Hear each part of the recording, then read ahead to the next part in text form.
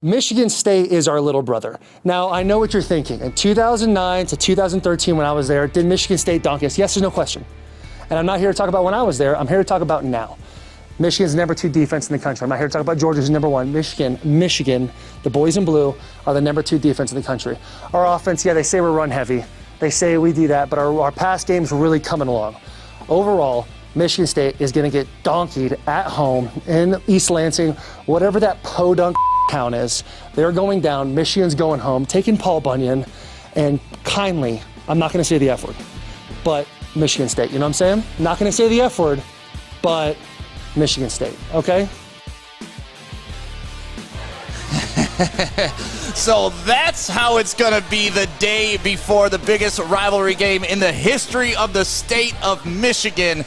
Welcome to the University of Michigan versus Michigan State pregame show. 2 undefeated teams. We are live at Hopcat in East Lansing, and this town has been hopping literally since 5:30 a.m. this morning. There were kids walking up and down the street. Crazy. Cases of beer, and we're close to Halloween, so people are dressed up in their costumes. The vibe, the energy of this city is absolutely insane, and that's why we had to be here at Hopcat. And thank you to our sponsors, Gypsy Vodka up there in the background. Everybody is enjoying their Gypsy Vodka Bloody Marys. But here we are, Anson, and clearly by what you're wearing, you're a Michigan State guy. I'm a former. I went here. This is my alma mater, and it is amazing to be in this town for this amazing game. I mean, if you're a Michigan sports fan, this is one of the biggest days in the history of you watching sports, man. And like you said, the vibe here is absolutely amazing. I went here for many years, and I have never seen so many kids and students and just fans out at 6, 8 a.m. I mean, it was nuts here, man. Wild. So do you think they didn't go to bed, or do you think they just got up early? There's a solid mix, maybe? It's a whole lot of both, man. I was here I shouldn't say this, but I was here in 2000 when we won the national championship, and it is absolutely the only thing that I can compare to what's going on in East Lansing right now. Yeah, and we got Joey out in East Lansing. He's going to be checking in, doing his street thing. Having a great time, I'm sure. Yeah, even before this whole thing got started, I was out on the streets, and, people are standing in line waiting to get into bars, and you're more than welcome to come to Hopcat and enjoy some of this delicious food. We're going to be broadcasting till about noon today, and if you're watching on any social platform, make sure you drop a comment, share, like, do whatever you got to do, because we want to hear from you, too, on Absolutely. This is a big game. It's a big game for the entire state, really. A lot of emotional investment, a lot of split households. There's a lot of drama going on at home and in East Lansing, everywhere around the state right today, including a quote from somebody that's a hell of a quote from a guy that was completely irrelevant in this rivalry. You're talking about Taylor Lewan? Absolutely. That dude needs to worry more about finding a new barber and a new tattoo artist instead of throwing out quotes like that, man. Worry about the Titans, because you were never part of this series, homie.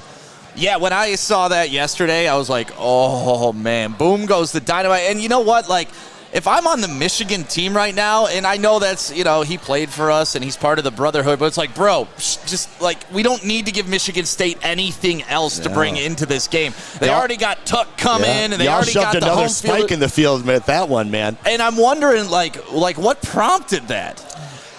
Stupidity and honestly, a lack of relevance. He couldn't. I think he got 1 win, 1 out of 4, and that sticks in his craw, I'm sure, still. And he wants to be relevant. He wants to be part of the conversation. He wants to get a big blue win today, and that's the only way he can. It's like, when you got a kind of attractive girl trying to get on the same level as a hot girl, she can't get up there unless she brings him down, And that's what he's trying to do today. He's trying to spark the fire, and I think it's going to backfire, man. Mel Tucker's not a man to be toyed with.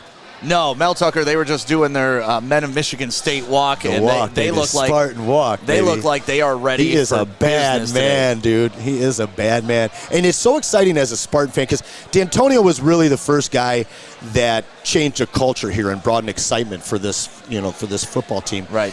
And now you've got a guy in Mel Tucker that's being talked about nationally, being compared to Saban in his approach to this new transfer system and to his authoritative approach, but yet a connection to his players. which is absolutely paramount in today's day and age of sports, you know? Yeah, we're definitely going to get into breaking down the coaches on each side of the ball, plus past coaches and how they felt coming into this rivalry. But let's stick with the little brother comment because, like I said, that's kind of restoking a fire. And for those that are 2007. unfamiliar, okay, so you're very familiar. Yep, absolutely. Well, yeah. If you got Spartan green blood running through you, you know that comment, and that's Mike Hart. You know, and to his credit, Mike Hart owned the Spartans in the first decade of the 2000s, the aught years. But he opened his mouth, and since then we've been 9-4. Called us little brother, and allowing your little brother to get ahead in the game, and right before you slit his throat and take the win at the end. But you got a coach in Dantonio that was able to turn that emotion into wins. Right. And we're going to see today if Mel Tucker is able to do the same type of thing. Well, if you're unfamiliar with what Mike Hart said and kind of how this rivalry's going, here's a little refresher for you. Mike Hart starting the little brother conversation. You think he regrets this one? No, not at all. Not at all. Sometimes you get your little brother excited when you're playing basketball and stuff. Let him get the lead. Sometimes you get your little brother excited. Your little brother excited. Your little brother.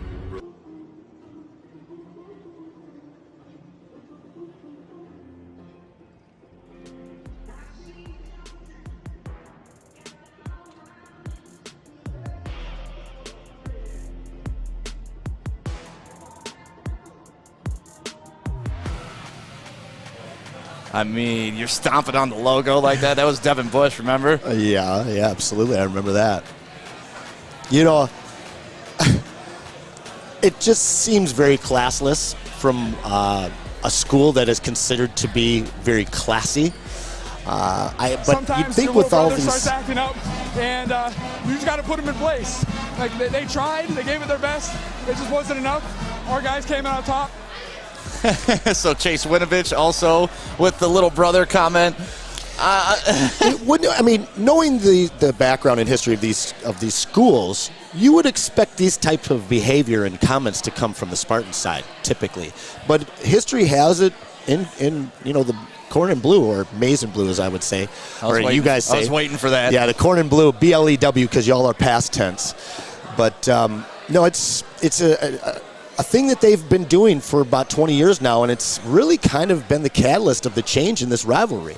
And I mean, quiet your mouth until you start getting some wins. Yeah, I mean, when we look at what happened after Mike Hart said that, it kind of the train went off the tracks. The train went off the tracks. Yep. And as we look at the rivalry between these two teams, Michigan holds the all-time record, right? Well, but as of late... Wait. Let's explore that, though. Okay. So we can talk about, this great record that they have against Michigan State, but prior to Michigan State joining the Big Ten, which is their first season, 1953, pretty much all of those wins came before that. Now, you're talking about like 20 colleges out there. They're all wearing skull caps. If you guys want to claim those wins, that's fine. But it's 71-37. Okay, since we joined the Big Ten, 71-37. Since we joined the Big Ten, it's 37, 28, and 2.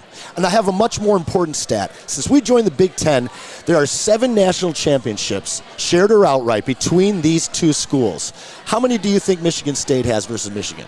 Outright national championships? No, outright and shared since Michigan State joined the Big Ten in 53.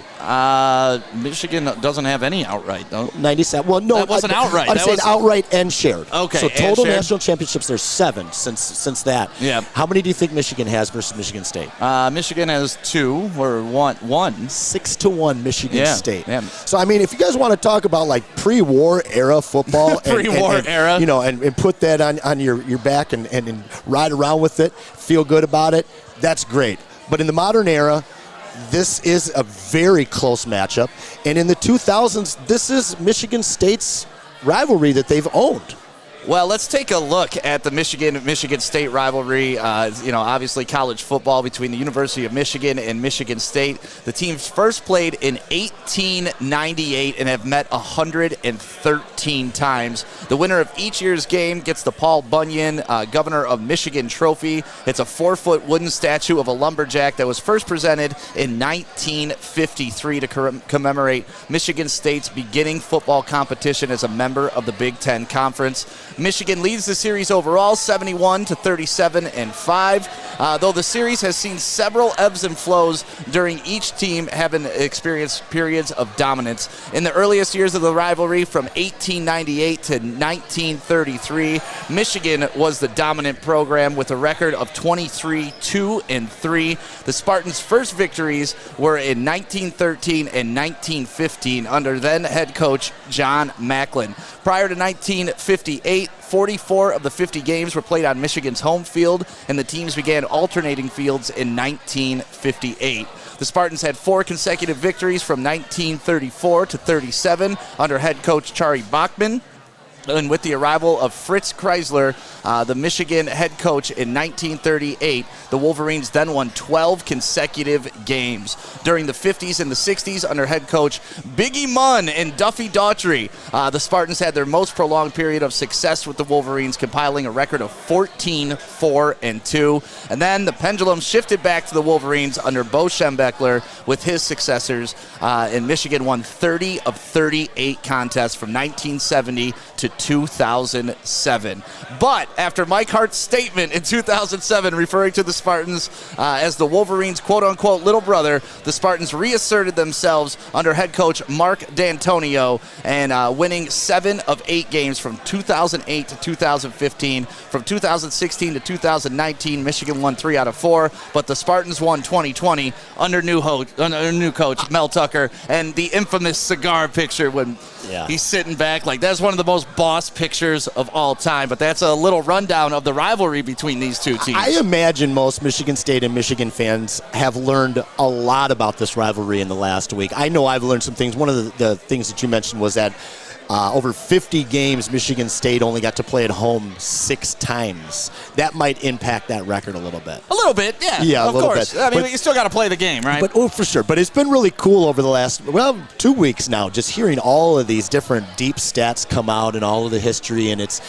fantastic. You know, you walk out there and in a rivalry game like this, you see a bunch of maize and blue and a bunch of green and white out there, and at the end of the day, we're all neighbors, So it's, again, a big emotional day for everybody, but a special moment regardless of the outcome and final score. Yeah, it's going to be a great day today. We actually have our Michigan State reporter, our beat reporter. His name is Alex Mayer. He was just over at the walk, and he's going to check in with us in a couple seconds. Fantastic. Alex, if you want to start coming around now, and you know what, Alex Mayer, I was walking around the city earlier asking for game predictions, and let's play that video real quick, and this is what everybody's got to say.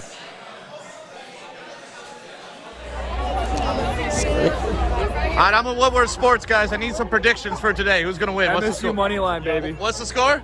24-17. Our D-line's going to roll right through them, baby. All right, We're just going to be rolling. We're just going to be chugging at Michigan. The D-line's I see a Wolverine fan. All right, who's going to win the game?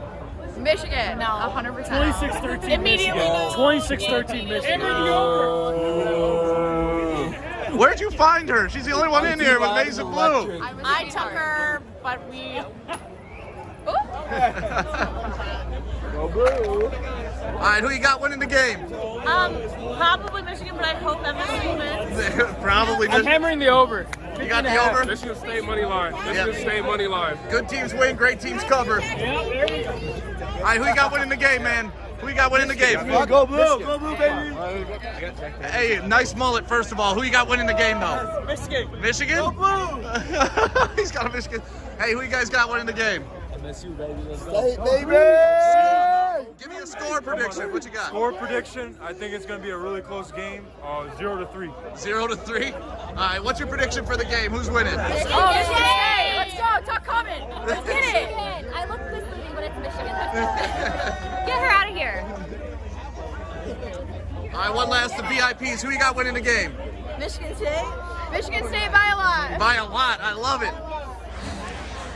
So obviously we're asking a bunch of Michigan State fans who they're going to want to win, and they all said Michigan State. A couple of Michigan fans sprinkled in there. We are live from Hopcat. Thank you to Gypsy Vodka, our sponsor today, and make sure you come down to Hopcat and enjoy the delicious, delicious Bloody Marys that they're making with Gypsy Vodka. But we have our own Alex Mayer here, graduate of Michigan State University, and now you're the beat reporter. Anson also went to Michigan State.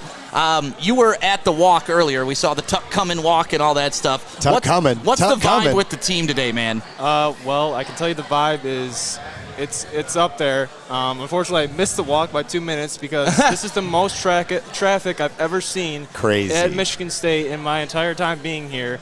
The atmosphere is electric. Parking garages were full at 8 o'clock. Yeah, parking garages are, I was looking at the MSU police Twitter, and they're like 55 minutes after it's like the parking lot's open, they're like, they're all closed. Good luck. Crazy. I literally parked next to like a bike rack in some random apartment building.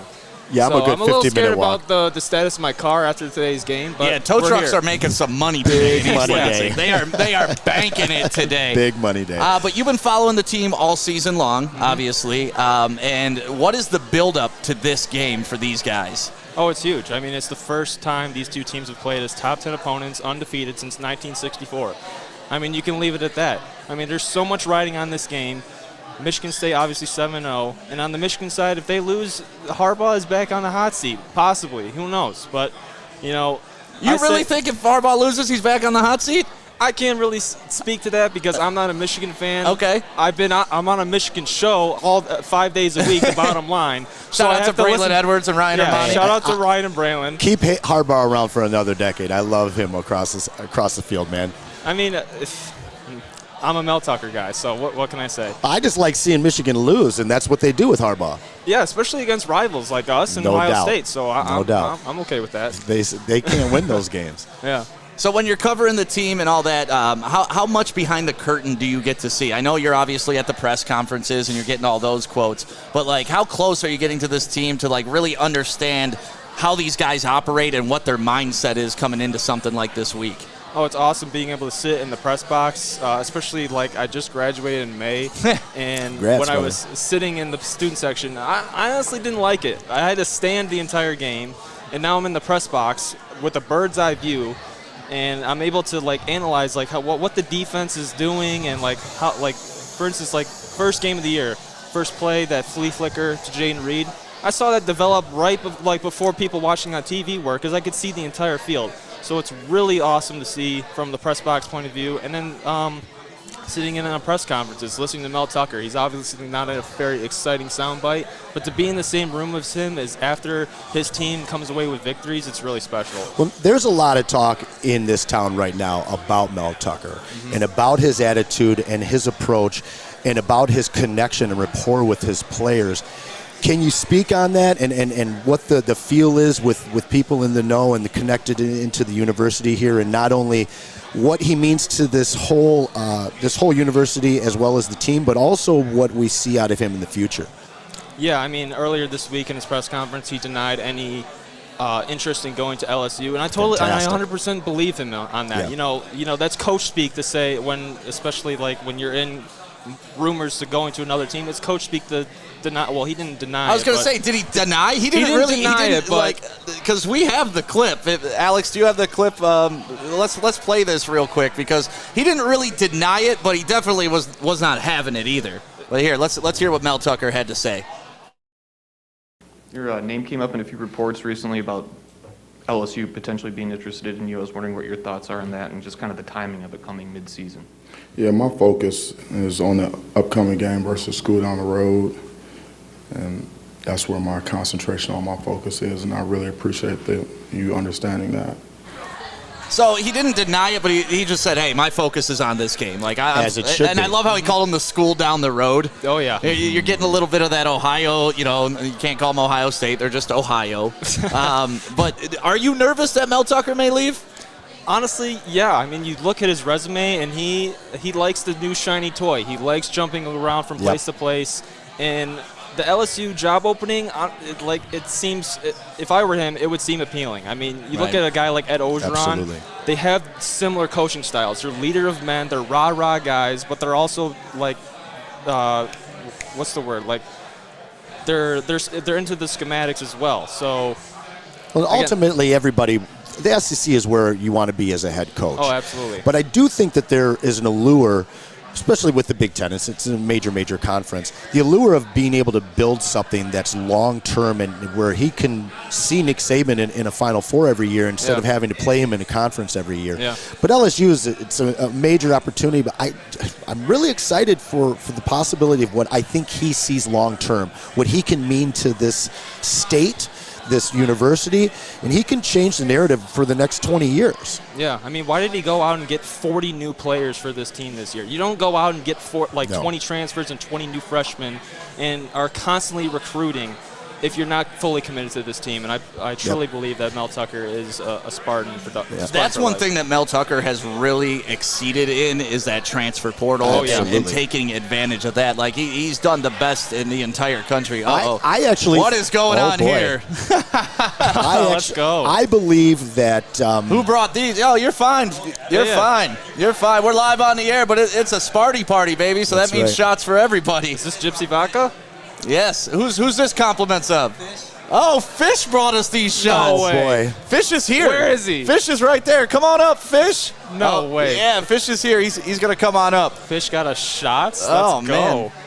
Ooh, it is Gypsy Vodka. So, while we wait on Fish here, one of the things that I think is going to go down in history with this team and Mel Tucker is this team and him will be referenced going forward with this new transfer program. Yep. And he, like you said, he's really capitalized on it. Yeah. And I think he's set the bar. You're going to see teams all around the country start to adopt this it's like the investment firms. It's almost like NFL free agency. It is. And it's instead of building from the ground up, now guys can come in, find something that's a little bit broken, and plug in immediately. Yeah, you're going to see college teams turn around a lot more quickly than usual, not just because they're relying solely on their recruits paying off. But, Mel Tucker, he put on like an NFL general manager cap this offseason and pulled in difference makers like Quavaris Crouch, the middle linebacker on the defensive side, and, of course, we all know Kenneth Walker III on the offensive side. So, you bring him up, and I think everybody says Kenneth Walker's the key to the game today for the Spartans. That's obvious. Yeah. Who's your next most important Spartan for a win today? It's got to be Peyton Thorne. I mean, that's not a very groundbreaking statement, but when Peyton Thorne goes, the whole entire offense goes. And, when Kenneth Walker gets going, that makes Peyton Thorne even more comfortable and even more confident to make big plays that this offense really relies on. So, and it opens up play action, trick plays, jet sweeps with Jaden Reed. It opens up the playbook for Jay Johnson so much if Peyton Thorne gets going in this one. And I think it would really pay off for Michigan State if they win the quarterback battle in this game. They got it. Cade McNamara and Peyton Thorne. Obviously, they're the quarterbacks and they're going to be in the spotlight, but it's really important for these guys to win it for their teams. We got some people in the chat asking questions, too, and kind of razzing you at the same time. Rock Howard wants to know, who has MSU beat of substance since Tucker got here, besides Michigan? Well, they could beat Michigan today. Okay. So, asterisk by that. Okay. Miami at the time was a decent team. Yeah, it's funny how that win doesn't really matter anymore. But you can say the same thing for Michigan with the Washington game. Sure. Okay. These two teams have really not this is their toughest test for both these teams up to this point. Well, and I'd be remiss to not point out the fact that Mel Tucker took over this team right before quarantine.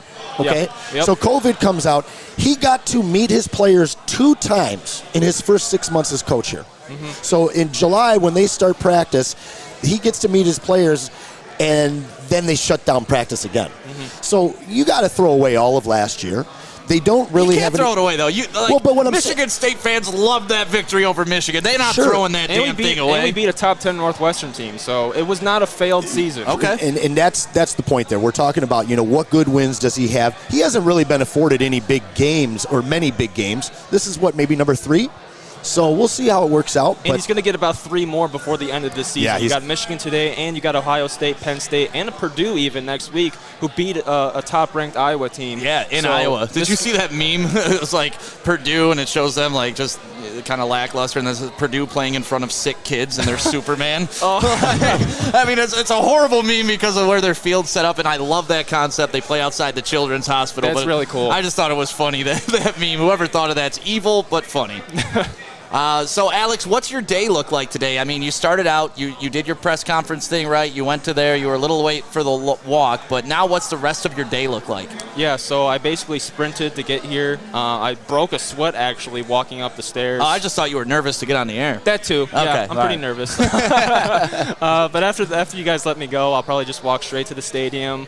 I'll go field level maybe if I can get down there, or at least in the lower bowl. Get some content for the stories and head up to my spot, get my notes ready, just get comfortable. The hot dogs at the concession stand in the press box are top-notch. Nice. I always get them, and just enjoy the game and take it all in, because this is my first Michigan State game as a press member. That's amazing. So I'm really looking forward to it. And you talked about how special it has been for you to be up in the press box and to have this complete change of your perspective of the game and your experience. When you started at Michigan State, is this anything, this career that's opening up for you now, is this anything that you had imagined or dreamed or hoped for?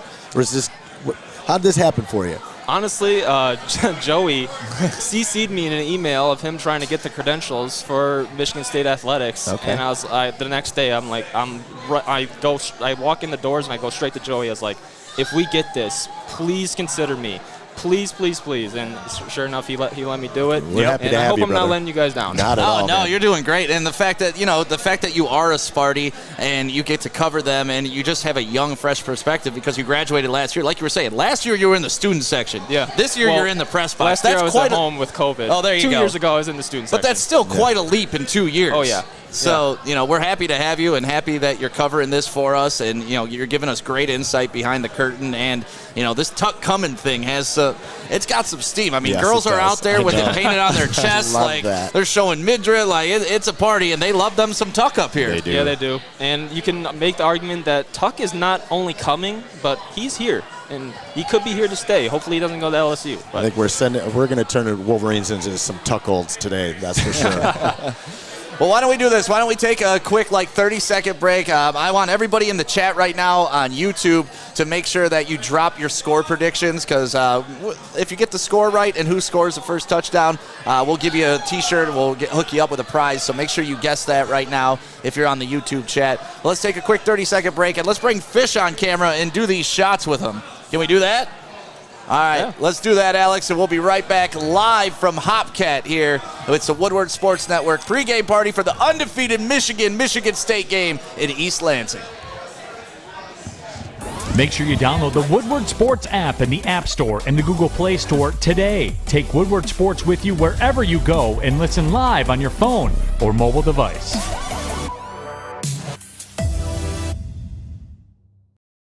Welcome back. It is the pregame show live from Michigan State, and it's a party when this man is in the house. Mr. Fish made it all the way to East Lansing. How you feeling today, Fish? Feeling fine. Are you feeling fine? I'm feeling fine. Awesome. Are you excited for this game? Yes. Okay. Yes, it should be a good game. Both teams are undefeated, which is a good thing. But Michigan's got a good offense, State's got a good offense, so they're both coming together well. Yeah, and I know you've been spending a lot of time in studio because you're pretty much the audio producer for every single show, so you get the gamut of all maize and blue with the bottom line, because you got Braylon Edwards and Ryan Ermani, who absolutely love their school, and you get some other opinions. What are you thinking, Fish? Who are you taking in this game today? I like Michigan State. You do? Yeah, it's an unpopular opinion, but I like Michigan State by 10 points. Wow. Why? What makes you say that? I just see more in Michigan State than Michigan. I don't really see enough in Michigan. That's really well said. Because the eye test, honestly, when you look at these two teams, a lot of people want to break it down to the paper, but the eye test says that you see a lot more out of the Spartans. Yeah, I just see their run game looks better. I don't know how Michigan's going to be able to stop. Now they got to stop two people. Before it was just one. No doubt. So they got a lot on their hands. So what do you think of that party outside? I mean, it's a typical college tailgate party. I don't know if it's typical today. It's pretty wild out there. It is insane. People were carrying cases of the beer at like 6 a.m. down the road. I mean, we saw a guy dressed in full Spartan garb at 6:30 by himself, he stumbling. Looked cold. Very short skirt. Yeah, he was not wearing pants. He was wearing his Spartan skirt and, toga type deal. These kids are ready to go crazy. And we were talking about this on the way up. Like the noon start probably saved some lives today. Oh, man. 7 o'clock, this place would be a zoo. Well, typical for a matchup like this. Yes. Yep. Yeah, the two undefeated teams. I mean, we haven't seen this since the 60s, Fish. What are you looking forward to in today's game? You're going to the game? I am going to the game. You're going? I am going to the game. Oh, Excellent. man. Is this your first Michigan State or Michigan game? I went to the 2015 game. Oh, so fantastic. I have been to oh, man. And for you at home, that's the missed or the botched Trouble punt with game. the snap. Trouble with the snap. Jalen Watts-Jackson out of Orchard Lake St. Mary's. Of course he is. Yeah, he is. He is out of Orchard Lake. See, anything big. Anything Orchard Lake, you know it. Yeah. Well, Fish, you sent us up these shots? I did. I appreciate that. Well, are you going to do one with us? I will not be partaking. You will not be partaking? All right, we'll give your shot to Alex Mayer. Alex Westfall, definitely take yours. Let's do these, man. If Fish buys you, you don't drink anymore. I haven't drank in the United States in 4 years. In the United States? Well, Mexico's a different thing. But as long as my mom's not watching, which she probably is, I'm going to do this one because I am in East Lansing. And, it's from Fish. All right. And we're going to be drinking tomorrow at the post game after the Lions get their first win, too. Okay. Real quick relapse for me, but the first one in a long, long time. Well, Gypsy Green, Vodka, baby. that's behind Anson. Fish, thank you very much for the shot. Thanks, we appreciate you. This is my first shot this morning, and it's only 10:30. Let's go. What up, Easy? Easy's in the chat right now. Not bad. That's real nice, actually. That's very smooth. I like that. Surprisingly smooth, man. Gypsy Vodka. I thought that was going to be win. harsh for the first time in a long time. No, but it was like that was water. Nice. Yep. Sorry, Mom. Delicious. Well, Fish, I don't want to take you from your family too long, but I really wanted to get you on here. I wanted to talk to you today because you're such a big part of the network. We got to get you more mic time, essentially, because you're very smart. You know your sports. You're very analytical, and I love your opinion. So I love your energy, Fish. brother. Thank you. For sure. Thank I got to meet him for the first time today, and I've been a fan of you, watching for the last year. So it's great to meet you, and great that you're going to the game today. Thank you. Thank you. Let's see. Rain. Is it raining outside? See, that's the cool part about being here. A lot of these places are outside doing their pre-games. We're nice, cozy, great food at Hopcat, great drinks at Hopcat. Did you get a little wet yesterday? Oh, my God. Yeah, the Walled Lake Western Lakeland game was absolutely soaked. I mean, Joey came in here. He was wearing sponges on his feet. Dude was still dripping from last night. Well, let's do this. Let's take a look at how these teams got to 7-0 because, it's important to know how we got here. And let's start with Michigan. Let's throw up this graphic right now. Thank you very much, Fish. We appreciate you and love you, buddy. But, yeah, Michigan 7-0. And let's take a look at it. They started out playing Western Michigan 14-47, absolutely dominated that game. And then, of course, taking on Washington 31-10. That's the game Alex was talking about earlier. Like, it looked like a big win, but now what we know of Washington isn't really great. Then, of course, Northern Illinois 63-10.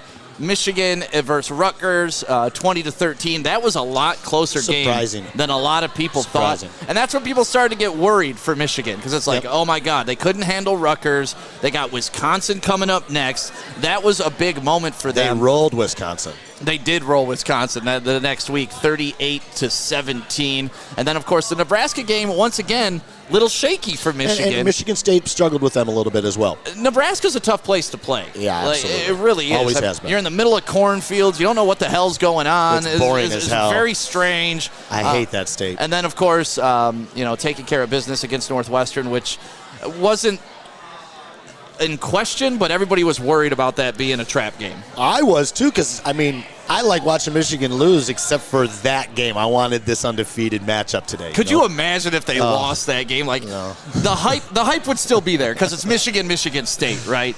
but it just would not have this like, oh, this hasn't happened in 50 years vibe. Is massively special right now. Yeah, it's awesome. So that's how Michigan got to 7-0, and they've been leaning on their run game a lot ever since their big wide receiver went down early in the season. But Haskins is, to me, the man. I love Haskins. The running back? Huh? The running back? Yeah. Yeah, no, they've got a great 1-2 punch. They're the fifth best running attack in the country. And one thing that I want to point out is I think that the rain and the field conditions definitely favor the Wolverines today. You do? I do. Why? Well, because if you're going to beat the Spartans, you got to take the air out of the ball. You've got to control the time of possession. You got to keep the big plays limited. And, if we've got a soggy, wet field and they start running and it's a battle of the trenches, I think that's the one spot that the Wolverines do have an advantage. And in a rivalry game in the mud, if you can win the trenches, that's, I like a low score today because of the wet conditions, and I do think that it's definitely an advantage for the Wolverines. What about you, Alex? Yeah, I just ran into a guy in the bathroom before I came up here, and he says, I put the money line on for the over on every rushing line and the under for every passing line because I thought it was going to rain, and now it is raining, so that guy might be a little bit happier right now. But I think the rain actually does benefit Michigan a little bit because everyone says, oh, well, Michigan State's got Kenneth Walker, the leading rusher in the Big Ten. Michigan's got two Kenneth Walkers and Blake Corum and Hassan Haskins. So, whoa. Like, listen, I'm neutral on this, and, I appreciate the running backs that Michigan has. Yeah. But Kenneth Walker, come on, he's next level. Yeah, he is. He's next level. You're telling me this? Yeah, well, you just said he's. But I give credit where credit's two of them. due. You're saying they have two of them at Michigan?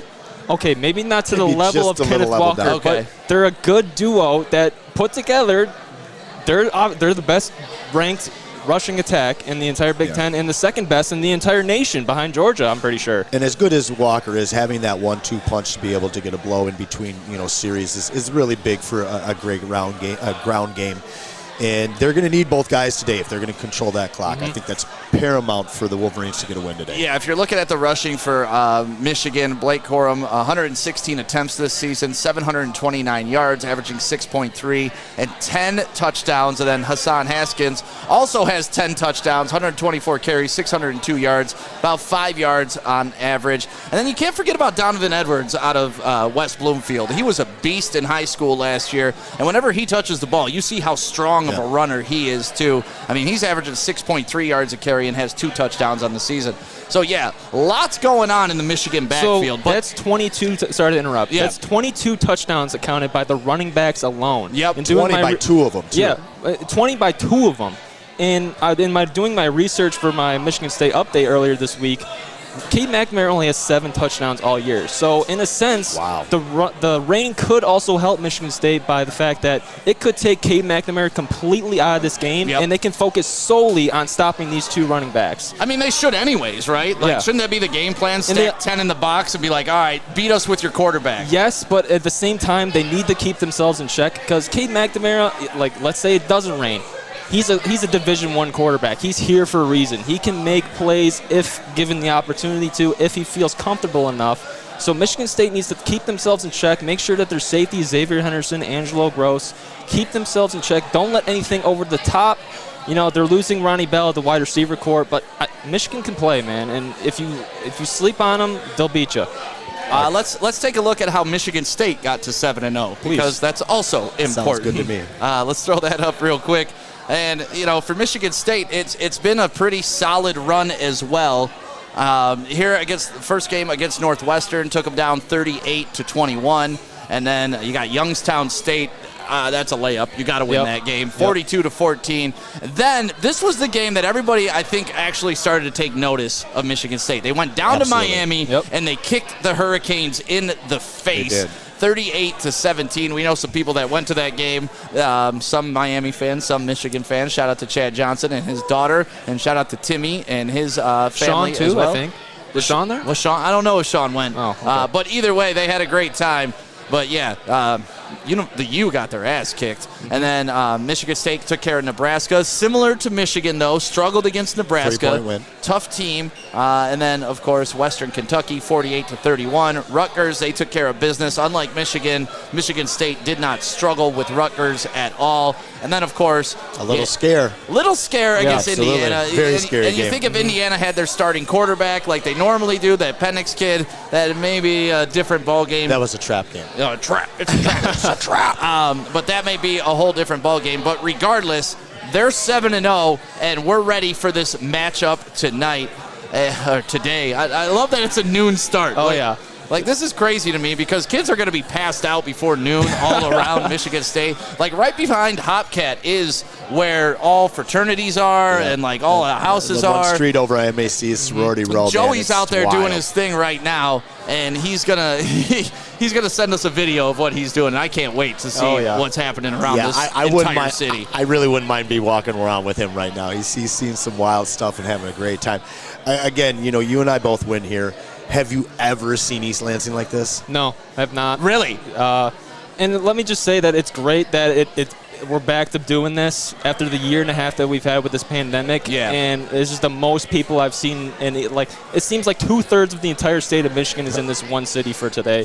Well, they rerouted us driving up here like 20 miles out. We had to take this side road, and we got off the highway. We had to get off at Dansville. And everybody was pulling off, too. We're like, man, everybody's headed to the same spot. Yeah, it was a caravan because, I mean, traffic started. We got up here. I got up here, we left 6:30. We picked Alex up in Novi at 6:30. Yep. And then we started driving here. So we got up here about 7:30. But right about 7 o'clock, that traffic was all over 96, and that's why they rerouted us. And you could tell the people that were using their GPS compared to the people that were used to driving. They knew the route to take 131 and all that good stuff. And we were able to beat the traffic. But my goodness, then we pull into East Lansing. There's people all over the place, like stumbling already. Lines for bars that aren't even open yet. Yeah. Hours in advance. And this place is just going to be raucous, whether they win or lose. Over/under on couches burned today, guys. Do we have an over/under on couches burned? Well, I mean, did we get in on that action? Did we get a couch? So we were going to get a couch. No, honestly, we discussed getting a couch and dropping it off in Cedar Village and writing, whatever happens to this couch happens. Wow. But because it rained, we didn't do it. Yeah, and there's no getting into Cedar Village at this time of day either. It's gridlock in there. Yeah. And by the way, that was Gunson Street that the couch was lit on fire, okay? No, little it's every Spartan history. street. Every street that couches were lit on fire. I was there for that, man. Yeah, so was I. In, what was that, 2000 when they won the national championship for basketball? No, the first one happened, the Gunson Street riot, I believe was 98, 97 it was. And that was when we lost to Duke in the tournament. Okay. And it was actually two of my buddies that I went to to Colorado for Spartan Ski Club, and it was their couch that got burned, actually. But we had a couple more riots after that. We had the Munfield riot, and I don't anticipate anything like that happening today because I'm anticipating a win. Yeah.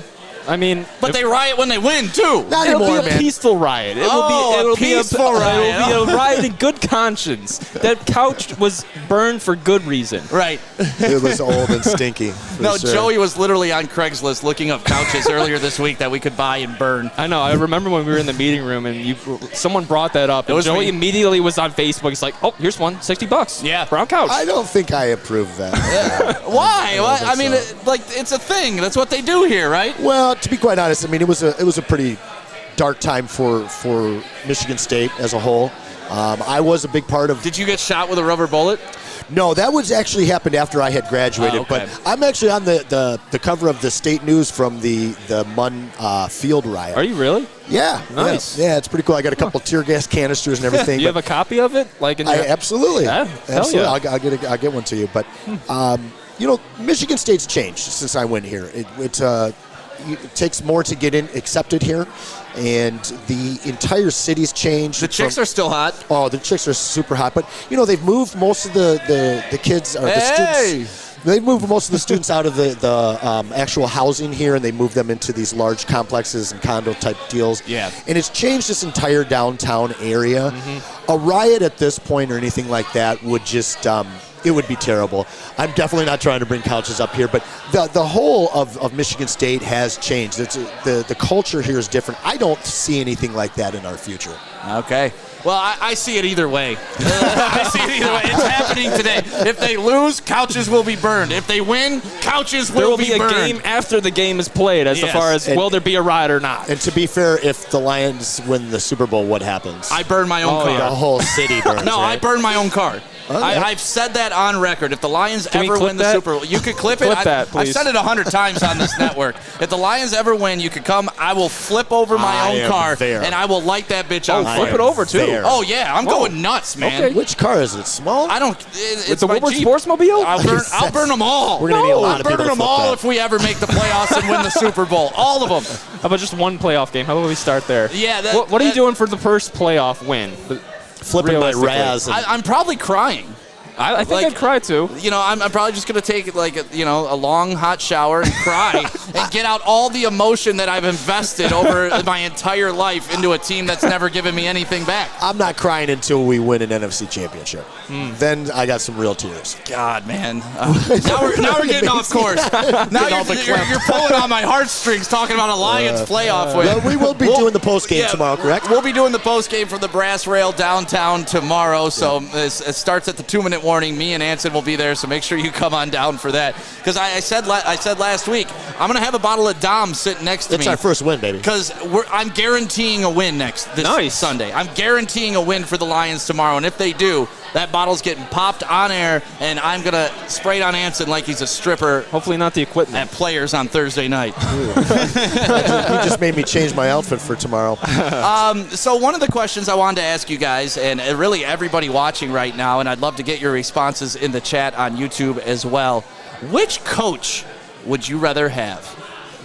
Jim Harbaugh or Mel Tucker? And I know I'm talking to a couple of Sparties right we're a now. little biased. I understand that. But you also got to respect what Jim Harbaugh did and what he's like. Jim Harbaugh hasn't taken them to the promised land, but it's no longer laughable when you're playing Michigan. They're no longer losing to teams that they shouldn't be losing to, and he's at least given them their stability back, right? This is the first year that you can even put Harbaugh into that question, because up until they're 7-0, most Wolverine fans are pretty fed up with him. Well, yeah, but most Wolverine fans think they're better than they really are. True. And that's not an insult to you. You've it's had just great the truth. No. You've had great history. You've done the things that you're supposed to do in the history of your program. Yeah, they've had Heisman winners and we haven't, so that's pretty nice. Yeah, there you go. But outside of that, we had Kirk Gibson.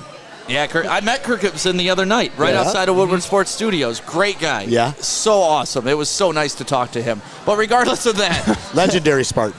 But I'm non-partisan in this, right? You know, I always say this. When I was growing up, Michigan, I liked Michigan because in third grade, my third grade teacher, Miss Sova, was a Michigan cheerleader. Had a little bit of a crush on her in third grade. She taught us the fight song. She taught us the fight song, so I fell in love with Michigan. But then you get, 16, 17, 18, you can start driving. And I told you on the way up here, I used to come to every Michigan State welcome weekend, and I never went to this damn school. Yeah, there's no reason to miss those. No, great time. Listen, if you're 16-year-old watching this right now and you have your license, welcome weekend, drive your ass to Michigan State, whether you go here or not. Sleep in your car like I did. It's an amazing time. An amazing time. So, I went to University of Detroit. We don't have a football team. So Sorry about that. Yeah, I have no dog in this fight. But I see Harbaugh as somebody who's brought Michigan back to relevance, not back to greatness. Yeah, that's really well said.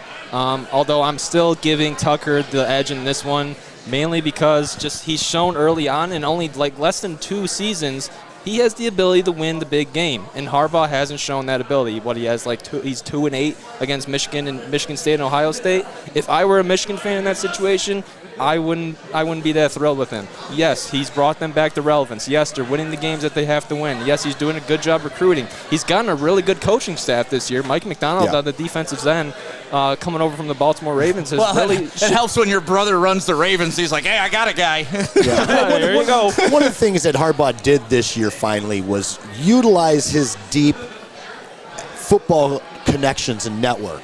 He utilized former players, brought them in, kind of like the way the Lions did this past season, off season.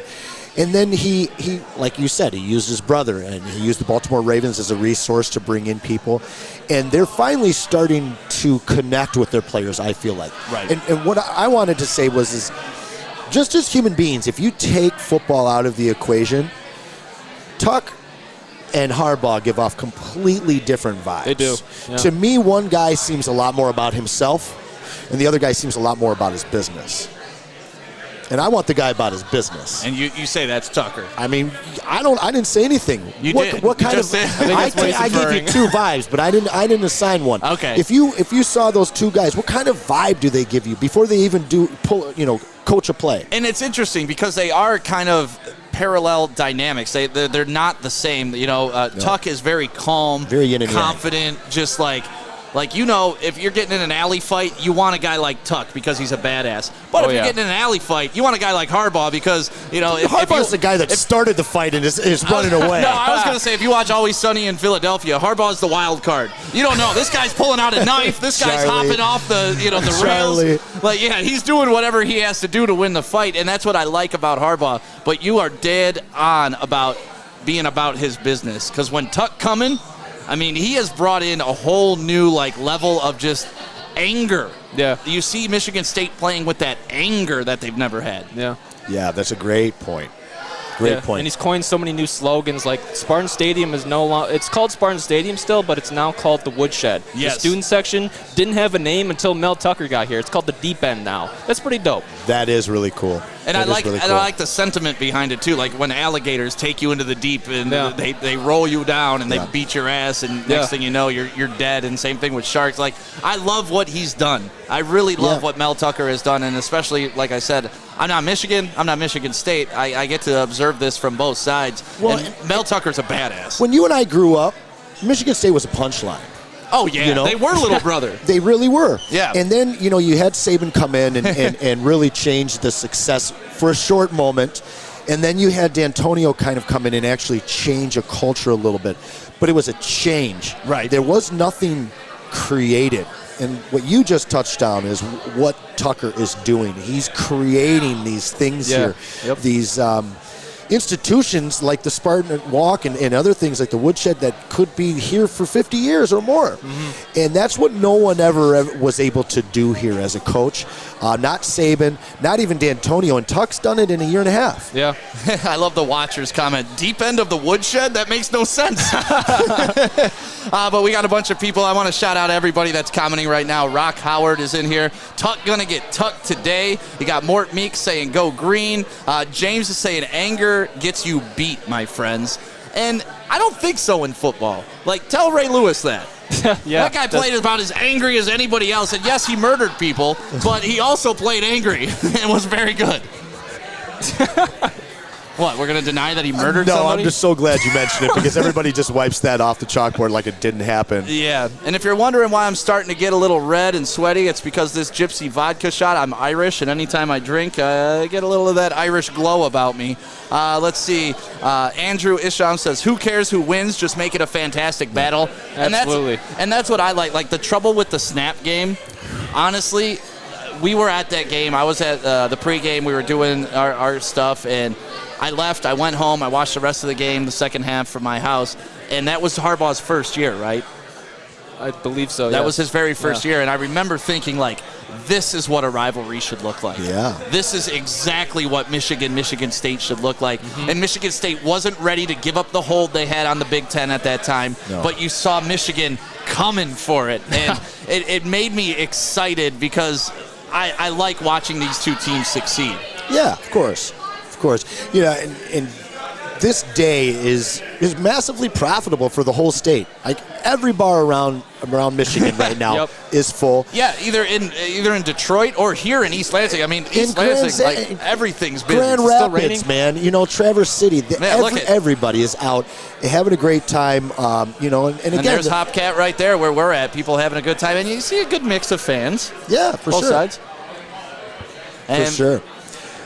Well, we gotta give a shout out to Alex Mayer, our beat reporter. We don't like to call you a writer because you do video work and stuff like that too. So you're a beat reporter for Michigan State. You got to get out of here. You got to get to the game. We can't let him go without a prediction. Okay, so yesterday on the bottom line, which you can catch me on 2 to 4 every day, I predicted Michigan to win 27-21, and I'm gonna stick to that prediction. Well, either way, you win today, then, huh? Yeah, I mean. So you're predicting Michigan to win? Reverse psychology. You're predicting Michigan to win? Oh, yeah. Okay. So I'm hoping because I'm just shocked that you would even put I'm not that going out to lie. there. These are the games that the Spartans lose. You are wearing blue and white, man. You know, when the Spartans blue and yellow. I have to wear a neutral color. You do? Yes. Is that part of being a reporter? I can wear green up there. Oh, okay. Is that a rule? It's the unwritten rule, I would say. It is. It is. I don't want to find today. out. I'm a pure fan today. Yeah. Well, thanks for having me, guys. It was fun. It was. Hey, man. Well, I appreciate you. Have fun today. Yeah, you guys as well. You know, get us some good social posts. Send us some cool pictures and stuff like that. But most of all, enjoy your time. Enjoy that press box. The journey that you've had in the past 2 years, like you said, from being in the student section to being in the press box covering the game. Yeah. That's so cool to me. Yeah, honestly, I'm envious of you for that. And I have Woodward Sports to thank for that. So thank you, Joey. Thank you, Stick. And thank you to the Inside the Locker Room guys for making this possible. Yeah. Well, have fun. Alex, let's play a 30-second. Let's let Alex Mayer get out of here, and we will be right back with the pregame show, Undefeated Michigan versus Undefeated Michigan State, live from Hopcat in East Lansing with our people at Gypsy Vodka. Fellas, football season is here. It's time to make your grooming experience easy like Sunday morning. Get to Lady Jane's Haircuts for Men. Walk in, relax, watch your favorite team play, and before you know it, your hair will be game ready. Get to Lady Jane's, open 10 to 8, 7 days a week. Walk in anytime. It's wicked awesome. Make sure you download the Woodward Sports app in the App Store and the Google Play Store today. Take Woodward Sports with you wherever you go and listen live on your phone or mobile device.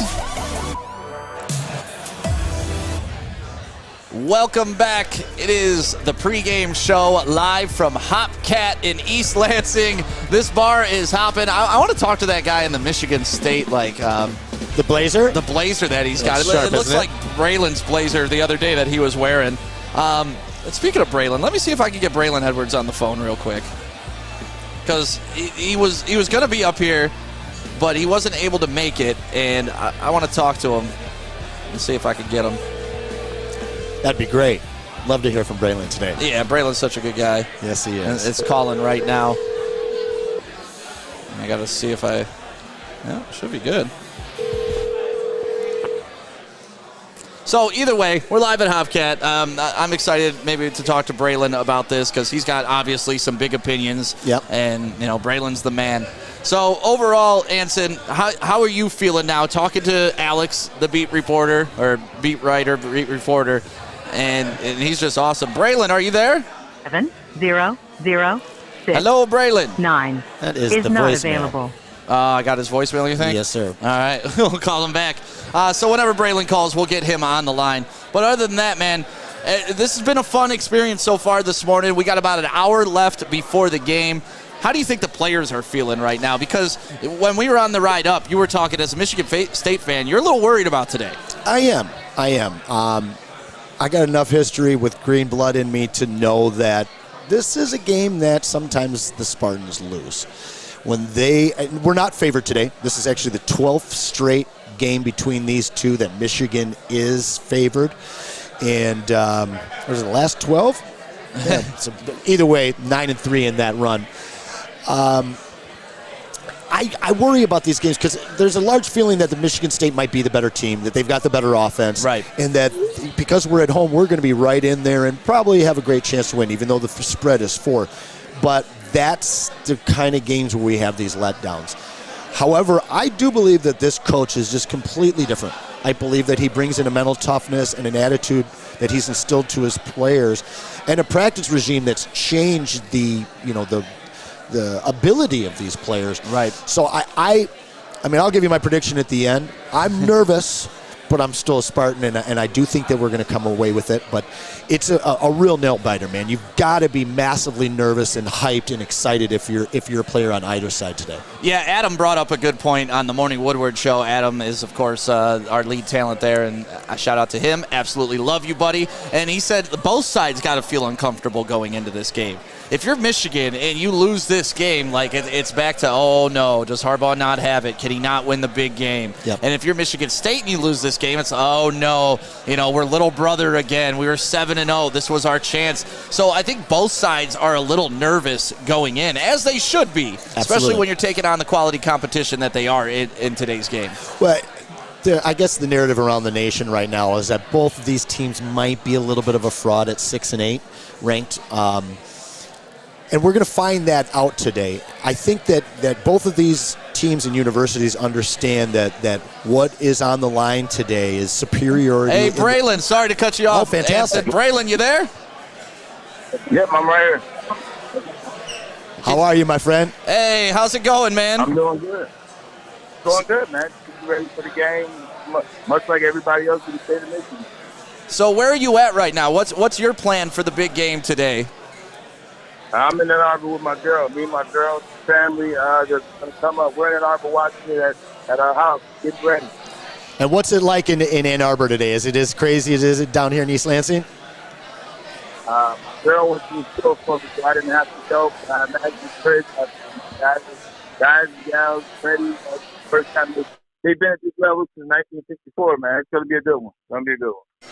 Yeah, so I got to ask you, as a former player, obviously you've probably gotten this question 100 times, but what is your mindset going into a rivalry game like you're doing today? And then we got on the phone with us Braylon Edwards, former Michigan great wide receiver. NFL All-Pro. NFL All-Pro, number 3 overall pick, had a great overtime against Michigan State to break some hearts. What are you feeling going into these rivalry games?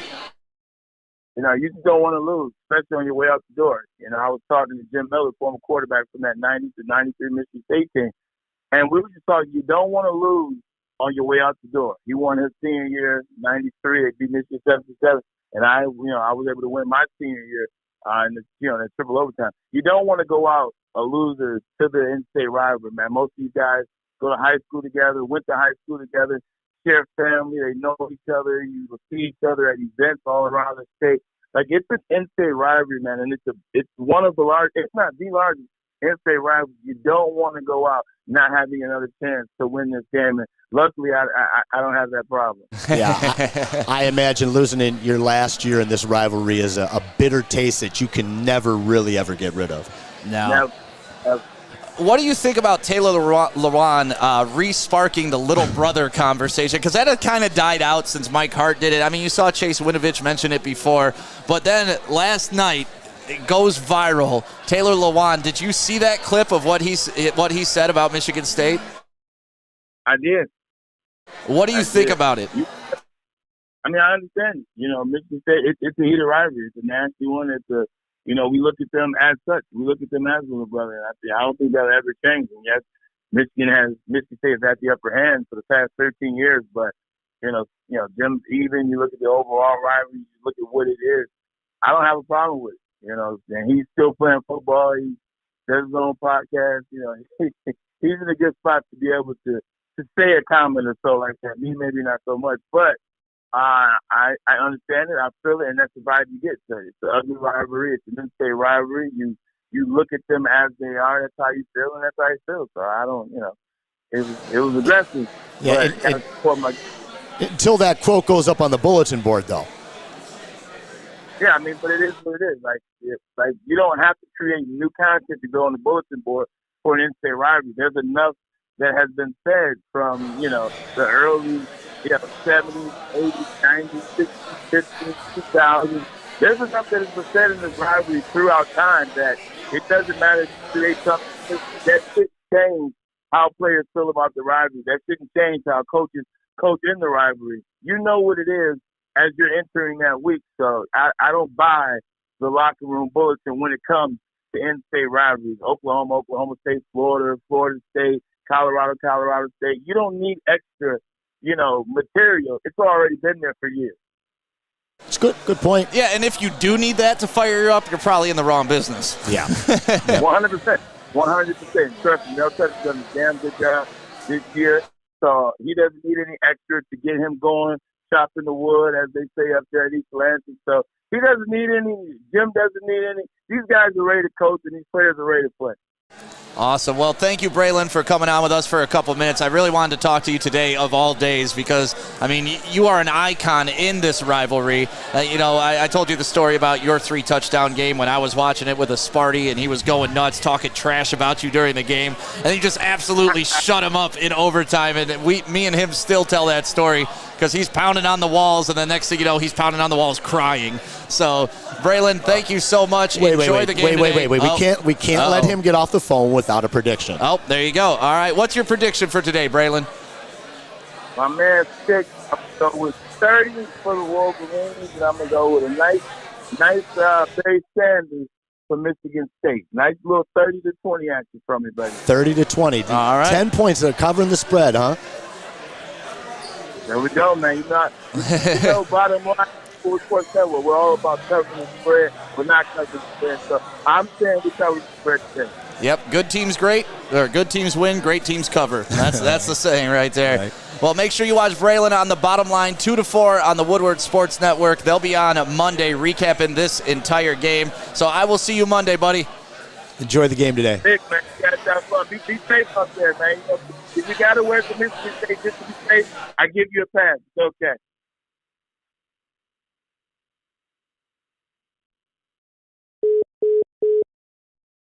I think you'll be very surprised what I show coming up on camera in about 45 minutes. So thank you, Braylon Edwards. And how cool is that to be able to talk to Braylon on a day like today? Very cool. And, I've had the privilege of knowing Braylon for some years. Watched him break my heart before I ever got a chance to meet him. But he's a great guy. He's a awesome, very experienced human being. He's Smart a very guy. Intelligent human being. Yep. And, one of the things, without getting into it, is we can't discount other people's human being experiences as human beings. And you have to, in this day and age, listen to what people are saying and understand that we all have different experiences and we need to open up to that. And one of the great things that we see here today in East Lansing is the coming together of all of these different people. Yeah, you got state fans sitting with Michigan fans. Yeah, we're really blessed to have this game in East Lansing. I'm sure Ann Arbor would love to have it. So I'm sure that Braylon's going to enjoy the game watching it there. But we'd love to have you here in East Lansing. So I'm sure that we'll be there with him next year in Ann Arbor. Yeah, that'll be a lot of fun. So this rivalry also produces some fun memes, produces some fun things. Yeah. The ribbing back and forth between Michigan and Michigan State. This is your brain on drugs. Yeah, so, I love memes. I love the internet. It's the greatest and worst thing in the world. That's what I always refer to the internet of. So let's take a look at some of the funny memes that have been made over the years about this rivalry. Alex is going to throw them up for us. We are live at Hopcat right now. Shout out to our sponsor, Gypsy Vodka. See all the bottles in the background. Absolutely beautiful bottles. And it is a party here. Like, pretty much every seat is filled. And the police are here, so that's good. They're not here for any bad reason. They're just here because, this is the place to be at. It's Hopcat, baby. It is. This whole little strip right here by MAC is wild. We got here early, about 7:30. Right. And 7:30, 8 o'clock, I mean, the Riv, every single spot down here had a massive, massive line. I kind of remember that on St. Patty's Day because guys would go and like Crunchies 6 a.m. and get those big, buckets of beer and stuff. But yep. I have, the national championship, the only thing that I can compare to this, but it's bananas in East Lansing today. Yeah, absolutely crazy. And Alex, you got some of those memes we could throw up right now because I love these things. You're looking at this one, University of Michigan. Counting to number 1 since 1817. You see like the young 12-year-old just flipping off the camera. And that's the attitude they got to bring today, Anson. That's the attitude you got to bring today. What do you think of that young man when you see him right there? I think he's exhibiting the textbook classless Michigan antics here. I love it. Consistency. Maize and blue consistency. Yeah. I prefer the one of his buddy with the face of just complete disappointment and disgust after the punt. Yeah, he is not happy. That looks like it could be his buddy, to be honest with you. Let's go to the next one. And he's got a Patriots hat on, too. Forget that kid. Here you go. This is something that you'll love, Anson. Miley Cyrus, the last time Michigan won the Big Ten. We've seen a lot more of Miley Cyrus since then. A little too much. Yeah. A little too much. Yeah. She is a firm Detroit supporter, though. And you know, I love that about her. I do, too. It was after she came here and shot her movie. Yep. She said she grew up in Detroit. Yeah. And I think we all know what that means. She hit the after hours, and we taught her what was up. Too funny. Yeah, Miley Cyrus with that one. And then, shout out Hannah Montana. Yep, and then here you go. Are you not entertained with the dad bod god? And the khakis. Jim Harbaugh. I love Jim Harbaugh, though. You know, he's a character. And that's what he is. If you take him too serious, that's on you. When we lost Dantonio, I was really, really worried about this this rivalry because you have such a massive, I guess, just personality in Harbaugh. Right. And Dantonio wasn't a massive personality, but he won, you know. And when we got rid of him, you know, the question marks of the John L. Smiths of the past that we might be bringing in again. And to bring in a guy like Mel Tucker that is able to match the intensity, again, like a yin and yang type of thing that you said. Right. It adds so much more intrigue to an already intriguing rivalry. And like you said, too, earlier, like, they're just extreme opposites. Like, you know, laid back and insane, but they both get the job done when they need to get the job done. And let's go to another meme, if we could, please.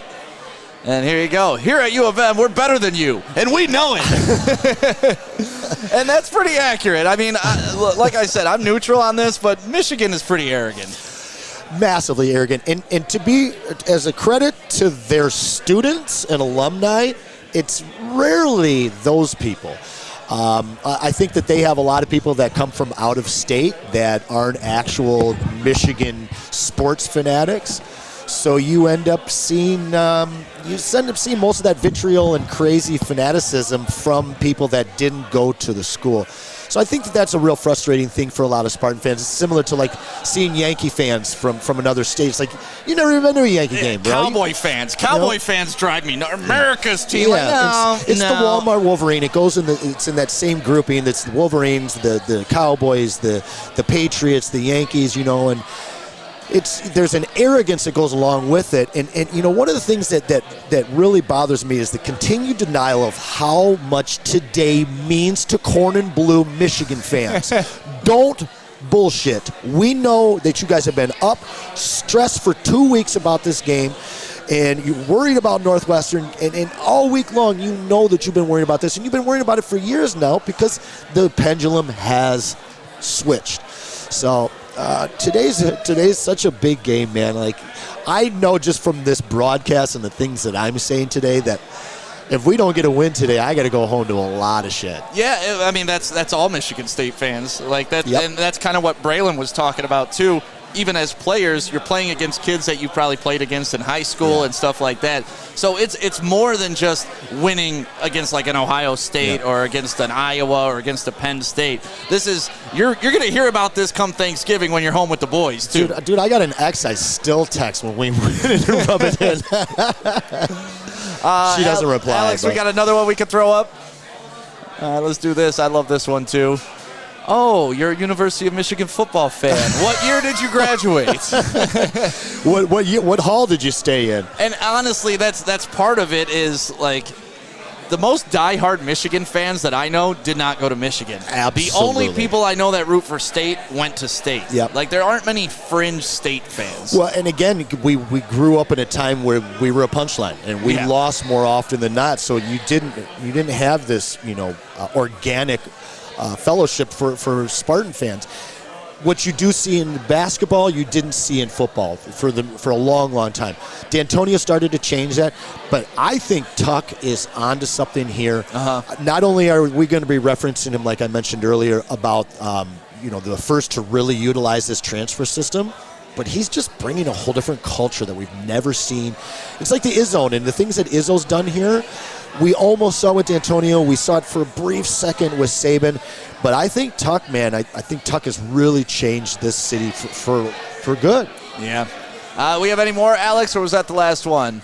We got one more. Let's check this out. I like these. Oh, no, they're so fun, man. And, you know, this is kind of a foursome of them. You got the Michigan State kid punching the Michigan kid. They had a Michigan Wolverine flag hanging on their porch. Not anymore. The little girl burning down the house. Where did you get the Michigan State learn to play football? The toilet store? Brick Tamlin coming through with the insult. And then, of course, what was the name of that movie? Castaway. You got Tom Hanks writing on his rock. I've been here 1,500 days, and Michigan still sucks. You know, the one that I had in my dorm room growing up was this. Hey, my man. Yeah, let's see if we. Hey, Blazer. come here. We want to talk to this guy. Throw up that meme real quick, Alex, so we can talk about that. But let's slide over. Here, bro. We want to talk to you. Yeah, so those are all the great memes that we found on Twitter and all over the internet, because this is such a fun rivalry. Slide on in here, my man. What is your name? Cody Lang at your service. Cody Lang. At our service, too. And Cody, where the hell did you get that blazer? Etsy. Okay. Just Google what you want. Everything's on the internet. Everything is on the internet. We're on the internet right now. Did you know that? You're live on Woodward Sports. We're doing a live broadcast. Oh, yeah. Thank you for having me. Yeah. You went to school here? Yeah.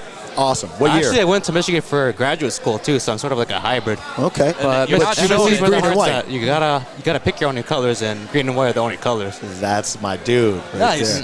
I like the Hawaiian shirt you got on there too. Oh, thank you. So, it's a state Hawaiian shirt. Yeah. Oh, no, I got the crushing. He's got the entire he is drip, dripping man. hard. So you're here with your whole crew. What's your guys' plan for the game today? You guys just getting drunk? You going to the game? You watching it somewhere? We're just vibing. You're just vibing here? Just vibing, yeah. Here at Hopcat? Spartan style. Nice. Have you tried some of this Gypsy Vodka? I have not. You should do a shot. Definitely. It was really smooth. Super we just did smooth. some. Actually, I'll buy you a shot. I'll send some over for your table. Gotcha. Cool. I haven't been drinking much, honestly, this morning so far, so I have some catching up to do. Yeah, you do. Yeah, you do. This is a big game. So you said you're kind of a hybrid. What does this rivalry game mean to you then? Honestly, I just want to see both teams have fun. Okay. I'm having fun myself, so. Where are you from? So I am from Waterford, Michigan, by way of Hawaii. By way of Hawaii? By way of Hawaii, sweet. Waterford is the Hawaii of Michigan. I don't know if you know that. Yeah, honestly. It's not. That's awesome. When did you move here from Hawaii? Back when I was 5, but okay. Now your family, are they split? Are they Spartans? Are they Wolverines? Or I thought you were asking about his Brazilian parents. guys. So. Okay. They don't care. They like a different football. Gotcha. Awesome. Well, man, have fun with your crew. Like I said, wait. Don't let them go without a prediction here. Oh, yeah, we got to get a prediction out of you. What's your score prediction?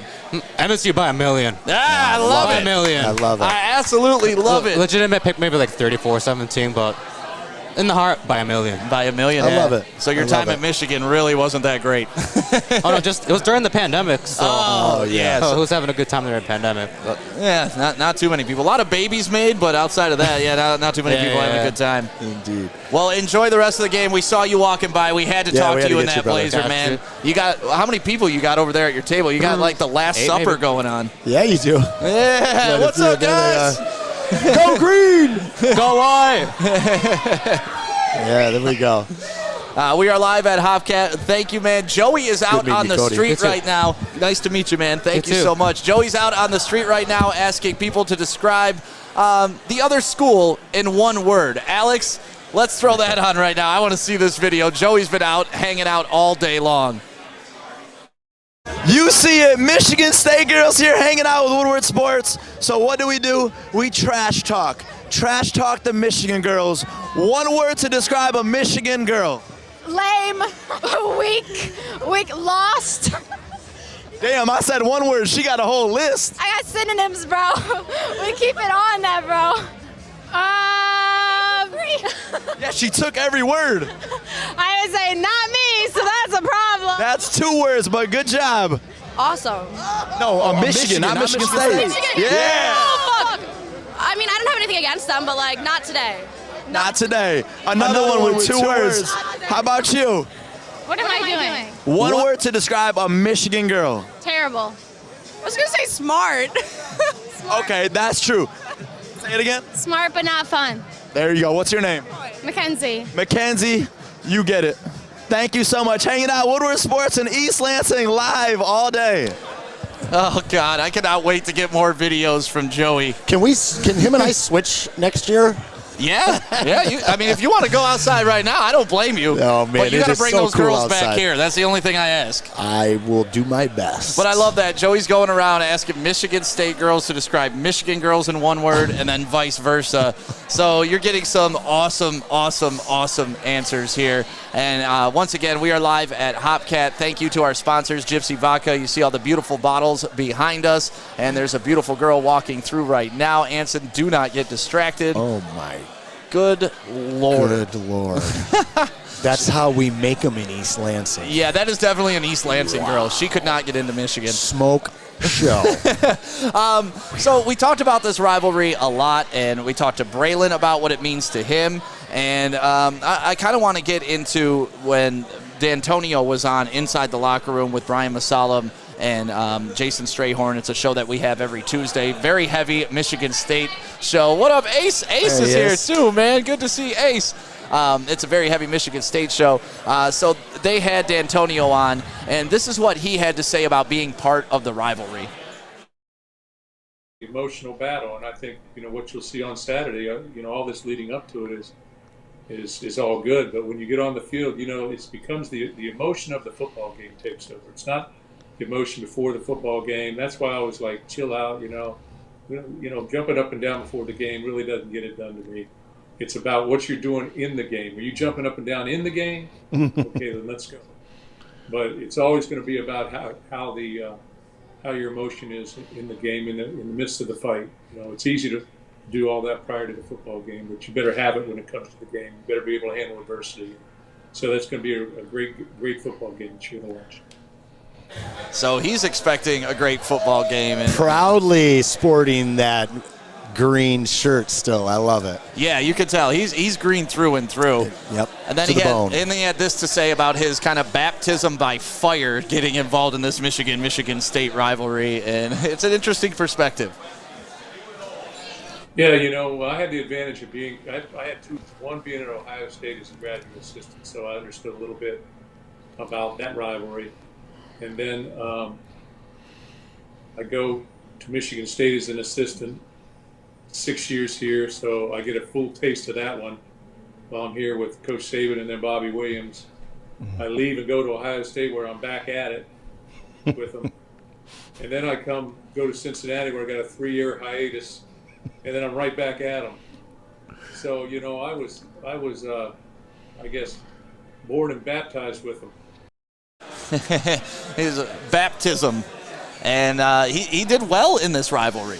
He completely changed everything, man. The pendulum shifted because of him. Some quotes and some stakes in the ground and a little bit of emotion and an efficient leader, and he really did change the last decade plus for the Spartans. Left the cupboards a little bit bare, but that wasn't nothing for Tuck, He was able to come in and change that. The transfer system, amazing. So it's nice to see that our last two coaches have done as well as they have. Yeah, I'm reading some of the comments right now, and shout out to everybody that's commenting right now. Loyoli, Kulak, my man Rock Howard. We got Matthew commenting, Dylan. What do you guys going to say when we win? Well, I'm not sure what side you're on, so I don't know.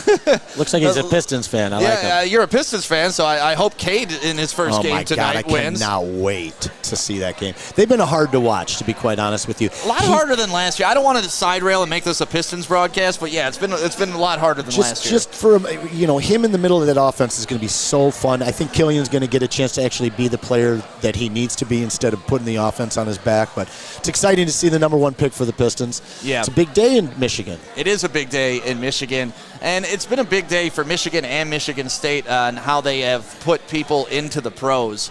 And both sides can be very proud about the amount of football players that they've put into the NFL. Tom Brady had a nice little shot at Ohio State earlier this week, because him going up against Justin Fields is the first time he's ever played an Ohio State quarterback in the NFL. Wow. And he was like, well, that's weird. I've played lots of Michigan quarterbacks. There's lots of Michigan. How come I've never played an Ohio State quarterback? Has he played lots of Michigan quarterbacks? I mean, yeah. Michigan pumps them out, man. Henny? Okay, give me another. Tom Brady. Okay, Brian Greasy. I mean, all right, Greasy, I'll give you that there's one. plenty of Michigan quarterbacks. But let's take a look at some of the active pros right now for University of Michigan. And one of our favorite people, Donovan Peoples-Jones. Great name. Great name. I thought he was going to be awesome coming out of college and high school. He was dominant in high school. And I think if he ever gets a real chance with the Browns, he'll be able to blow it up. And then, of course, he's had a nice little stretch the last few weeks. Number one there, the GOAT, Tom Brady, which his story is crazy because even when Drew Henson, he's the GOAT. Oh, if you're gonna act stupid about Tom Brady, I'm gonna end this broadcast right now. Like, I get your Michigan State, but that's Tom freaking Brady. And Michigan didn't even love him when he was here. Well, he didn't do much when he was here, but he did win a national championship. Yeah, Graham Glasgow for the Broncos, Nico Collins, wide receiver for the Texans. Quiddy Pay for the Colts, somebody I was hoping the Lions would target in this year's draft. Me too. I love Penei Sewell, so I'm not mad at that at all. Jabril Peppers was an absolute beast at Michigan. And he's been great in the NFL as well. Yep, and same thing with Devin Bush. I mean, stud. Absolute stud. And I think the Lions passed on Devin Bush as well. I bet everybody on that list we passed on, dude. Well, everybody passed on Tom Brady. He didn't go till quite a few times. Around 947. But Michigan has very proud. I mean, they put a ton of people into the pros, so a very proud program, and good for them to have that type of list. I wonder where Tom Brady's watching the game today. Can you call him up too? You want me to? Yeah, hit him up. I gotta text Giselle first. Oh, okay. Yeah, she gets me access. But then let's flip over to Michigan State. They also have some active pros right now in the NFL. You're looking at Le'Veon Bell with the Ravens, who's had a tumultuous career, up and down, kind of all over the place. William Golston, absolute monster. William's actually a guy I know. I got a chance to actually work with him a few years ago. And he is as fantastic of a young man as he is a football player. I thought he was going to be amazing coming out of Michigan State, and he struggled his first few years, but he has really settled in, and now he's got a shiny ring. Yeah, a big shiny ring. Yep. And then down the line, we got Kirk Cousins, who's on my fantasy team. I'm looking forward to him playing Dallas this week. I think he's going to put up a lot of numbers. Kirk Cousins was not a guy that I would have ever expected to be as good in the NFL as he's been. And then rounding out with Jack Conklin. I actually thought that we had a couple more guys in the NFL than we do right now. There's only 4, eh? There may be some more, but these were the best that I was. I didn't want to fill the whole damn screen. But yeah, Kirk Cousins, kind of an enigma, right? Very much so. He's good, but he's not good. Well, he also just produced the greatest rookie wide receiver in the history of the NFL last year in Justin Jefferson. So that is true. You got to give him some credit there. But yeah, I'd say that the Spartans have been better at putting quarterbacks into the NFL over the last 20, 25 years. But Tom Brady just kind of shatters all that. You can have 10 guys in the NFL, and if you got Tom Brady, it just doesn't matter, Yeah, it really doesn't. You put out the GOAT, it doesn't matter. Yeah, I used to kind of hate on Tom, but when he went to Tampa Bay and he's done what he's done, and I don't want to give it away, but I'm the same age. And to see what he's doing at that age gives me massive hope, dude. I view Tom Brady like Las Vegas. If you don't like Tom Brady, you have a problem with yourself. Yeah, that's a good point. Or you're broke. Well, what do you think about the strength of schedule between these two teams? Because if you're looking at it, Michigan is coming in at the number 18 strength of schedule. Michigan State, number 37. Not too far behind in the scheme of college football, but still, that's a lot weaker than the schedule that Michigan's played up until this point. I mean, by the end of the year, it should even out. Well, I think a lot of that has to do with when you're playing these teams as well. I don't know. I don't see either one of these teams' schedules being very different. Okay. I think that this second half of the schedule is really what's going to tell the tale of both of these teams. They both have some serious. I mean, what do we got? 4 teams in the top 10 right now? Yeah. And they'll each of these fall teams, off as they beat each other. But each team's going to play 3 of them. Yeah. So it's going to be really interesting, man. Good-looking year for the Big Ten. It really is. Great-looking year. Basketball and football. Great-looking year. Yeah. After the disaster that was 2020, it's pretty awesome to see, man. Well, Joey just sent another video in. Joey is at the Pike House. Oh, yeah. So if you're not familiar with the Pike House here at Michigan State, they're known for having a good time. Yep. And Joey is there, who's also known for having a good time. So let's see what Joey's getting into right now. Out on the streets of East Lansing, Michigan State, undefeated, kickoff at noon. Let's see what Joey's got to say. It is Joey from Woodward Sports here, Rivalry Week, game day, hanging out with some MSU fans. You know we're crashing frat houses because we got to. What's your name? Sophie. Sophie, you got the green on. What's this day mean to you? Michigan State is, I don't know, it's just the best school ever, to be honest. It's the biggest fucking day in East Lansing history. Oh, in history. The vibes are fucking unmatched. Unmatched. Nah, walk around and look. That's it. Here is in their bed. Woodward Sports on TikTok this morning put Michigan -3.5 was a lock. That's bullshit. That is bullshit. Tell them why. Tell them. Don't tell me it's BS. What's your name? I'm Bobby. And tell everybody why that's BS. Kenneth Walker is going to run through the Michigan defense all day long. Jalen Naylor is going to be catching touchdown passes from Peyton Thorne all day long. All day long. Blake Corum is a pussy. A pussy. Okay. Okay. You can call him out like that. Why not? Simple as that. Simple as that. Go ahead. Take a hit real quick. Take a hit. I have 300. Take a hit on camera. Take a hit on camera. Kenneth Walker. There you go. 300 yards. Yeah. 300. What's your name? I'm Caroline Curry. And what year are you here at MSU? I'm a senior at MSU. So these last couple years, COVID, it's been a little bit tough. Not on campus, no school. What does this senior year mean to you? We're being Spartan Dogs this fucking year. Let's go, boys! Let's go. And next up is Selena. Yes, sir. What are you drinking? I'm drinking apple juice. See, she's smart. That was a test. Michigan State. What's the record for both teams? It's 7-0 for both teams. Dang, you know what's going on. I know my shit, football. I know Tuck's coming, that's what I know. Hey, who's this right here? This is my friend, Kristen. Kristen, what's up? What's going on, man? Hey, how y'all dropping our posters on the floor? Hey, show this. Show this disrespect. How y'all gonna have Michigan State posters on the ground? On the other side, Woodward Sports posters. We're going to be all outside of the field, stadium, all East Lansing. So that's going to be where you can get a poster and just have some fun. What's this day to mean to you? Michigan State means everything to me. It's my life. It's a religion, bro. It's a religion, huh? Religion. So when people ask, what's your religion, what do you say? Green and white. White, bro. Praise. So when I say go green, what do y'all say? We say go. That's my lifestyle. I don't know. That's not on the script.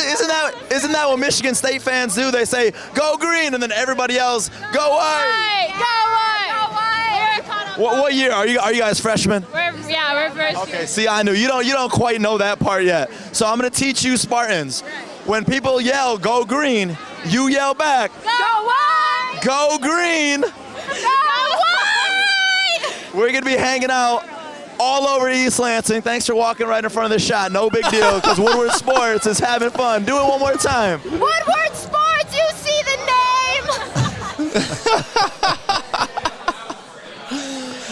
Joey, to be Joey for a day, man. No doubt. The Spartan religion. I am a full-faith believer. Absolute believer. Can you imagine if this was an 8 o'clock start and those girls had a 12-hour run up to this? Like, those girls probably have been drinking since maybe, 8 this morning, so they're only 3 hours deep. Yeah, what was it, 2 weeks ago they were talking about, when the time might be for this game, and I had my fingers crossed for the 7 o'clock game, but I know better. I'm a Spartan. I know what we're up to up here, man.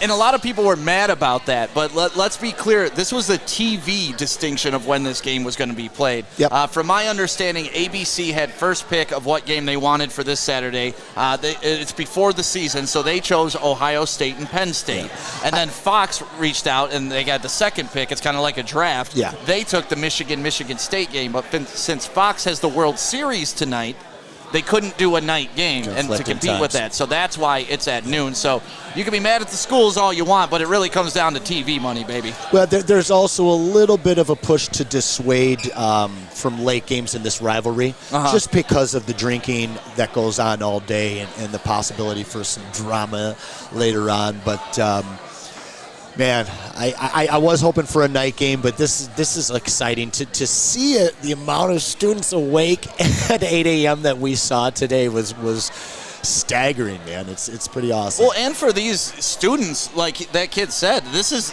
the biggest day in Michigan State history for them. Oh, it is. But you know, there's something that Joey touched on that kind of escaped me is these kids weren't in school last year. Right. You know, and my time at Michigan State was one of the greatest times of my life. I learned so much about myself and people, and that was because I was away.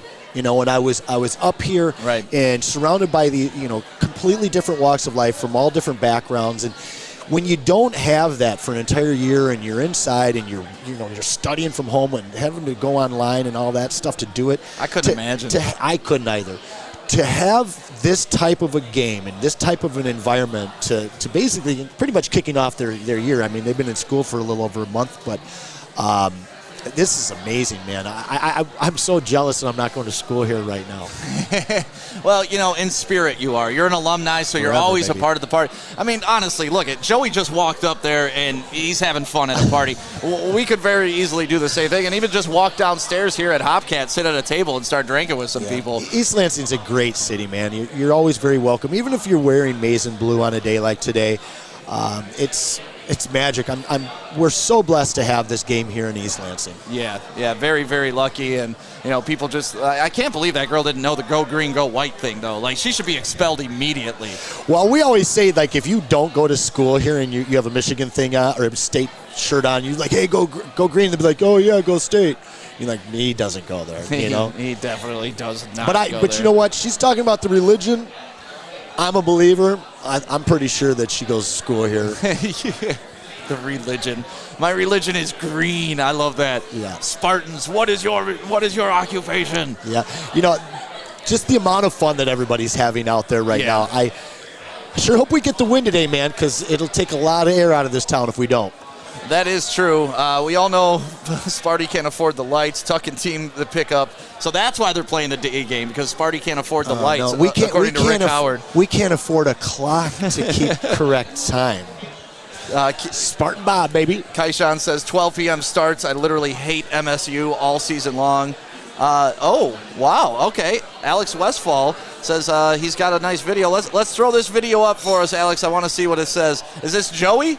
Or is this Alex Mayer? All right, let's see what Joey's still on the street just pumping out the videos now. Excellent. Do you know FHRITP? Yeah. Fucker right in the pussy, baby! What's your name, man? My name is Mel Tucker Jr. And you're coming live from San Diego. I think stay classy. He's wearing the right colors, but he talks like a Michigan fan. I cannot believe Joey just got caught with the effer right in the P. What is he doing? Why would he send that? I mean, every great journalist and reporter has to have that happen to them at some point in their career, doesn't it? So I'm just happy that's still a thing. I went as that dude for Halloween several years ago, and it was the best costume because all you do is walk up to people and say that, bomb their pictures, every video I was in. Oh, my God. Joey is absolutely crushing it today. Yeah, he is. So if you're not in East Lansing, actually, I love to do this, too. We got a lot of people watching on Facebook, on YouTube right now. Let us know where you're watching. You know, the old AOL age, sex, location check. Where are you watching from? And give us your final score predictions because we're closing in on when we got to give our final score predictions. So you want to go through some player props before we do that? Yeah, let's go through some prop bets. Okay, so we'll start off at the quarterback position, Cade McNamara. They've got him at 162.5 yards. Okay. And 1 touchdown. Oh, God. You know, it's so tough because they go back and forth with their quarterbacks. You don't really know who's going to get the majority of the snaps. Yep. I'm going to go under. Yeah. I'm going to go under on that. I think it's going to be a run-dominant game. Uh-oh. Hey. There we go. Hey, come on over. I think that we are going. Ace, can you go grab those chicks? Tell them we want to bring them on camera real quick. Yeah, I think that the Spartans are going to get the lead, and I think that that's going to force the Wolverines to throw the ball a lot. Yep. So I actually like an over for Cade here at 162.5. There you go. Come on over. We'll slide over, Anson. You guys take a seat. Can we pose for the picture? Throw Here, those headset on real quick. There you go. One of you guys go ahead. You know and the hop that party's on. starting here. You're going to ask me a question. I don't know the answer to. That's all right. I say dumb shit all the time, so don't worry about it. This is Woodward. Mary. Woodward Sports. Yeah. Woodward Sports. We're live on Yeah. YouTube right now. What's your girls' names? Mackenzie. And Mary. Mackenzie and Mary. And obviously you're rooting for Michigan State today? Absolutely. And your students currently. We're a little washed up, but not quite. You just graduated. That's not Awesome. washed up. Congratulations. There's nothing wrong with We're that. not washed up. We're like old, but not old. We missed 2 years because of COVID. That's literally what I was just going to ask Yeah, you. So, like, because exactly. you had to shut it down and didn't get the full college Yes. experience, you're going to take advantage of it today, right? Yeah, definitely. Spartans, we don't get older, we just get better. Exactly. Absolutely. Absolutely. Yes. So where are We you guys thrive. Ann Arbor. from? Ann Arbor. Interesting. Tecumseh. Okay. So super So small you're town. from Ann Arbor, but you elected to go to State. Right outside Ann Arbor. Because she's smart, I can tell. She's a very smart girl. Do you guys have tickets to the games? Or you're just hanging out with all your friends going to watch it today? Yeah, we're here to hang out with all the friends because we were booted from the game situation. What do you mean? They didn't want us there. I don't know why. Like, you actually got kicked out already? No. Oh, I was like, holy shit. Really early. They're like, oh my God, they need to go. No, I was like, these girls are amazing. I want to know more about them. She did get kicked out a couple years ago, yeah. Where'd you get kicked out of? The Michigan State game. For what? For what? I was too intoxicated. Oh, what were you sipping on? I don't even know. Jungle juice, baby. So They just sent me home. You both got kicked out together? You were together? I was not there. No. Okay. Nice. You picked her up from jail. Oh, no. No, I was at my apartment. Our apartment. No jail ever. Yeah. Good. No jail Good. ever. And that's awesome. Well, can you give us a score prediction for today's game? I already got this on lock. I think. said it earlier. Yeah, I said it's gonna be 37-14 Michigan State. 37-14 Michigan State. All right. And what about you? 27-24 Michigan State. I like that one. 27-24 Michigan Yeah. State. So she's not covering. They're covering. Nice. Yeah? Yeah. Am I covering the spread? Well, Yeah, it's 4 for Michigan. Yeah. Or Yeah. 3 point. I think it may be down to 3 Might I point. be think done it's Michigan State. I really do. outright win. Awesome. Tuck coming? You Tuck guys, coming. you guys like that statement? Like, do you like? Yes. Yeah. I'll see you in the woodshed. Yes. Oh, all right. I'll take you down Love under. it. Isn't Love that it. what they say? If she doesn't get kicked out this time. If I don't get kicked out, yeah. I think I'll get kicked out. Well, But keep yeah. drinking, keep having a great time. It's a celebration here at Hopcat. So It'll you guys, be a bigger celebration when we win. There's That's no right. doubt Say- about it. Cedar Village will burn, I Oh, think. man. The see, jungle that's going what to we're be saying. crazy. Over under on burnt couches. How many do you think? At least 10. At least 10. Yeah. Yeah. If we win, honestly, if we don't, I think the bars will still burn down. Okay. Burn it either way. Yeah, that's what I'm saying. If they win, you guys are burning shit. Yeah. If you Yeah. lose, you're burning We're shit. still burning shit. Yeah, absolutely. You think either way? Yeah. Either way, I huh? think, though, if we win, we will, Cedar Village will burn to the ground. Now, have you guys been here for like a riot or anything like Oh, that? yeah. When Michigan State beat Duke. Yeah? In that way basketball. back in the day. Yeah. No, in Oh, just basketball. last year. In basketball, yeah. Like, it wasn't last year. It was 2 years ago. 2 yeah. years, okay. Yeah, we beat Duke. It went crazy, Freaking huh? crazy. Said, I was here during the Gunston Street riot and the MAC riot as well as the Munn Field riot. Yeah, no. And this one was the basketball, obviously. It wasn't football related, but They we were all there. Pretty much all basketball related, most of them, aside from the Munn Field. Right, But, yeah. it's part of our It's heritage. fun. I think it could get a little wild I today. think you could definitely. I hope it does. I hope it does. Well, with you girls around, I'm sure it will. So you guys have so much fun today. Thank you for stopping you by and too. talking. We saw you walk in. We're like, we got to talk to these. Yeah, because I don't know. You might need to get rid of us later. No, go green. All Go right, green, go girls. white. Bye, ladies. And that's just kind of the vibe it is down here at Hopcat. Keep those. Pass them out to all your friends. And after getting accepted to both schools, that's why I chose Michigan State over Michigan right there, my friend. Yeah, what they say. So, yeah, those girls. But she's huddled up with a Michigan guy, though. Well, those Michigan guys, they're smart. They left their city and they came to the best city in the state. Wait, that guy, he's got a Michigan shirt on and a Michigan State hat. Split households, man. I don't understand Split it. households. We talk about this. Pick a side. The prop bets, we talked about Cade. We got Peyton Thorne at 224.5, and they like him for a touchdown and a half. Peyton Thorne has to have a big game for Michigan State to win. I would take that. I would take take the the over. I would take the over for Thorne. Yeah. Okay. That's a tough one for me. Yeah. I'd probably pass on that one. Now going into the running backs, Blake Corum, they got it 92.5. Oof. See, once again, with Michigan, it's so tough because you don't know if it's going to be Haskins or you don't know if it's going to be Corum. And the same thing with their quarterback situation. They're rotating them out. So I don't know. Just out of safety, I'm going to go under because it's a lot of yards. And they're splitting carries. Yep. I do think they're going to be pushing the run game hard today, but that's still a lot of carries. I'd safely go on the under. And then the guy, the new legend, Kenneth Walker, the number 3. He's at 86.5. Isn't he number 9? What's that? He's number 9. No, he's the 3rd. Kenneth Walker, okay. the 3rd. I thought you were saying number 3. He's number 3 in his clan. I was like, no, K9, man, and K9's the man. But he's the 3rd. But the fact that Wake Forest let this guy escape them, right? Michigan State, this is what we were talking about, Mel Tucker using that portal to get good players. If this is a case, this is a Heisman Trophy winner potentially that you may have plucked from another school. Top 5, top 6 in kind of the consensus mindset of voting. And when he came out of high school, I came up on an article and an interview that some people were talking about him when he came out of high school, and they saw him as this massive home run hitter. Right. But somehow all these teams whiffed. He ends up in the ACC at a very weak football school in Wake Forest. And, one man's trash is another man's treasure, and that's what Tuck did. That's what Tuck does. Yeah, well, he's great at it. He's really setting, the example on how to utilize that transfer portal. So he's got a low number here, 86.5 yards and over. And a half touchdown. Over on both, right? Oh, no, he's got to have, almost a 200-yard game today. I would think so. In my opinion. I would see a 100-yard game. 200 yards is a lot.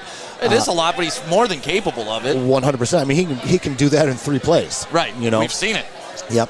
And then the exciting Jaden Reed averaging over 20 yards per catch. They like him for 4 catches, which he has not done since week 1, at 67.5 yards and a half touchdown. Well, I picked their quarterback to go over, so I got to pick the wide receiver. You got to throw it to somebody. Yeah, exactly. Sure. Why not Reed? Okay. Yeah, so I'm going to go over on that as well. So I'm over on all Michigan State, and I'm under on all Michigan. Okay, so the over-under is at 50.5. Where do you sit there? I'm going to go under just because of the weather conditions. Yeah, me too. I think that's going to play a factor in the game today. My final score prediction has changed actually from earlier in the week to what I think it's going to be today. Okay. And it falls under that. Yeah, mine falls way under the over/under. I think the game script and the priority that Michigan's offense is going to come in here, and that is establishing run game and time of possession. Right. And then when you add in the elements, I think that screams a low-scoring game today. Yeah. Well, Anson, we got about 14 minutes before kickoff. Everybody that's watching right now, lay down your score predictions. We want to know what you're thinking. Woody is here. And, the Halloween costumes are out. And as you know, when girls wear Halloween costumes, it's never like it's the slutty version. I've never seen Toy Story look so good. Yeah, and, Woody. I never thought I'd be attracted to something with a Tom Hanks voice. Yeah. But, she's wearing those assless chaps. Very nice. Yeah. Very nice. Chaps. I may be sitting down, but she's getting a standing ovation. Ass, that's for sure. I was keeping my eye out for the first superstar that walked by. I was trying to get her on the show, but I haven't seen her since. Bon pantalon, those pants, man. Wow. She's a unicorn. I don't know. She gone. Well, Spartans tend to be unicorns. All right, Anson. We got about 10 minutes left in the show. That's it? Yes. This flew by. This did. I was worried about doing 2 hours. This was my first college broadcast. Mine too. And to do it here at my alma mater, at the biggest game in the history of this rivalry, is just such a pleasure and such a blessing. And I want to thank, Hopcat, the city of East Lansing, the University of Michigan State, Woodward Sports, my man Stick, for making this day happen. Hey, man. I appreciate you, brother. We got a whole team back there. You know, we had a big team meeting this week with all of the guys that work at Woodward Sports, and it's definitely a team effort, all the way down from Chad, to Fish, who was here today. Yeah, and everybody, Fish is great. Everybody in between. We absolutely love everybody that works with us. But let's get it. Some of the people. Sweet Bass says 25-34 State. Chris says 28-14. I got to scroll up because the comments are coming in so fast. Michigan, 22-23, a 2-point conversion win for MSU. Lou HC says that. Let's see, 34-28 MSU. Peter says that. Frankie Green, we appreciate you. And here we go. What's your prediction, Anson? What do you got, baby? Well, I'm scared because I think that this is it's a trap type game for the Spartans. But I think that their coach, their culture, and this city are going to be enough to carry them to victory. I think it's going to be ground out and won in the trenches. It's going to be Kenneth Walker that's going to be the difference in this game. He's going to be just a little bit better than the guys across from him, and I see 20-16. 20-16. Spartans, baby. Come on. 20-16. Yep. I mean, I could pick Go Blue, and basically either way I win today, I can either be choose correctly, or I can have my champion or my guys win. But I'm a Spartan. But I also believe, and I think that this team has something special. I think they've got a lot to prove, and they've just got the better coach. Okay. Well, I mean, I've been kind of keeping this under wraps all game, but yeah, you might want to keep that under wraps after the game too.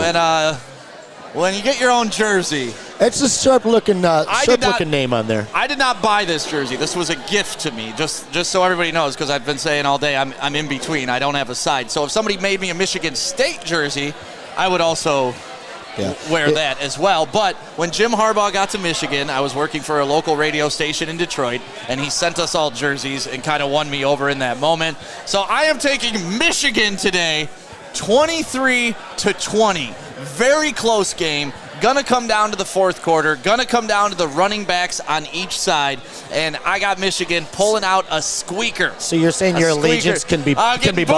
Your allegiance can be bought? Oh, yeah, I'm a whore. I'm definitely a whore for sale. Yeah, if you want me, Michigan State, come get me a jersey, get me a...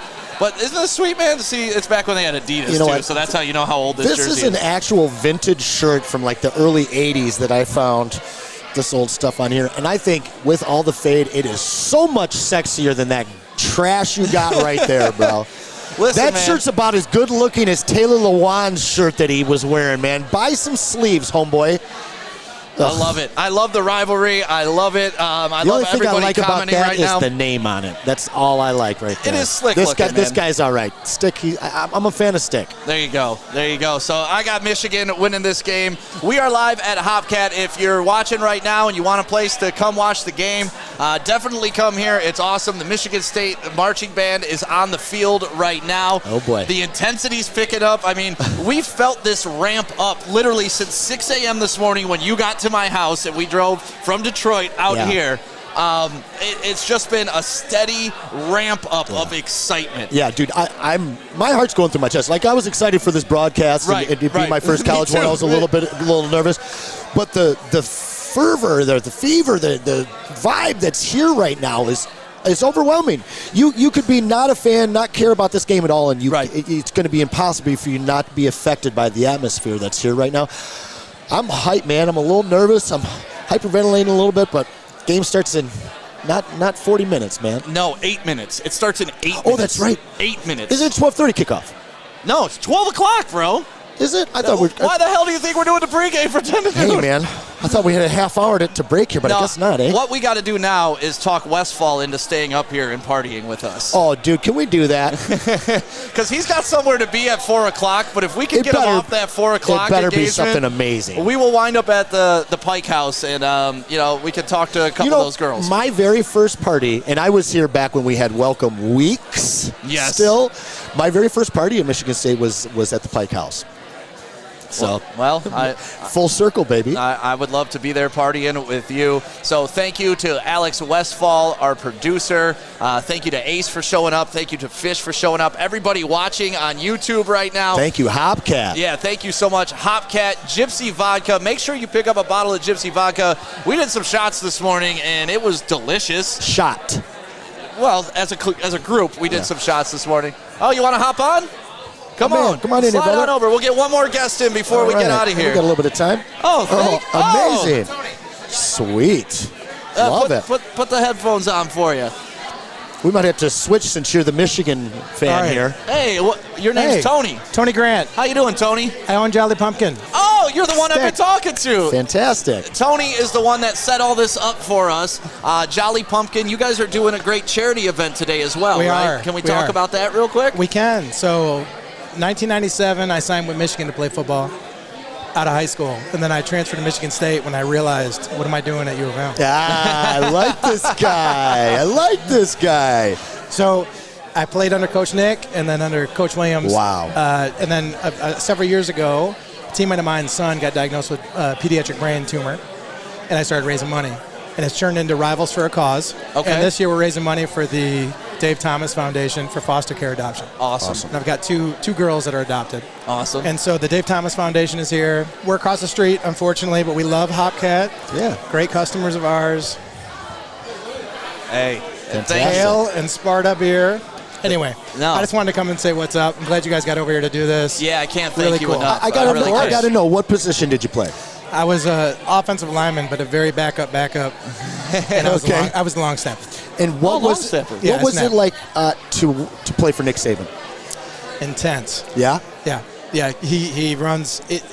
You take a lot as a player from him as a business person because he runs it tight ship, and you mess up and you know it, and you get back and get after it. He must have had an impact on you that'll last a lifetime. Oh yeah, he's incredible. I think you talk to anybody that played for Coach Nick. Yeah. It's very memorable. But all of them, Coach Williams, I mean, all the coaches I've played for, they all had. So what kind of parallels between him and Tuck do you see?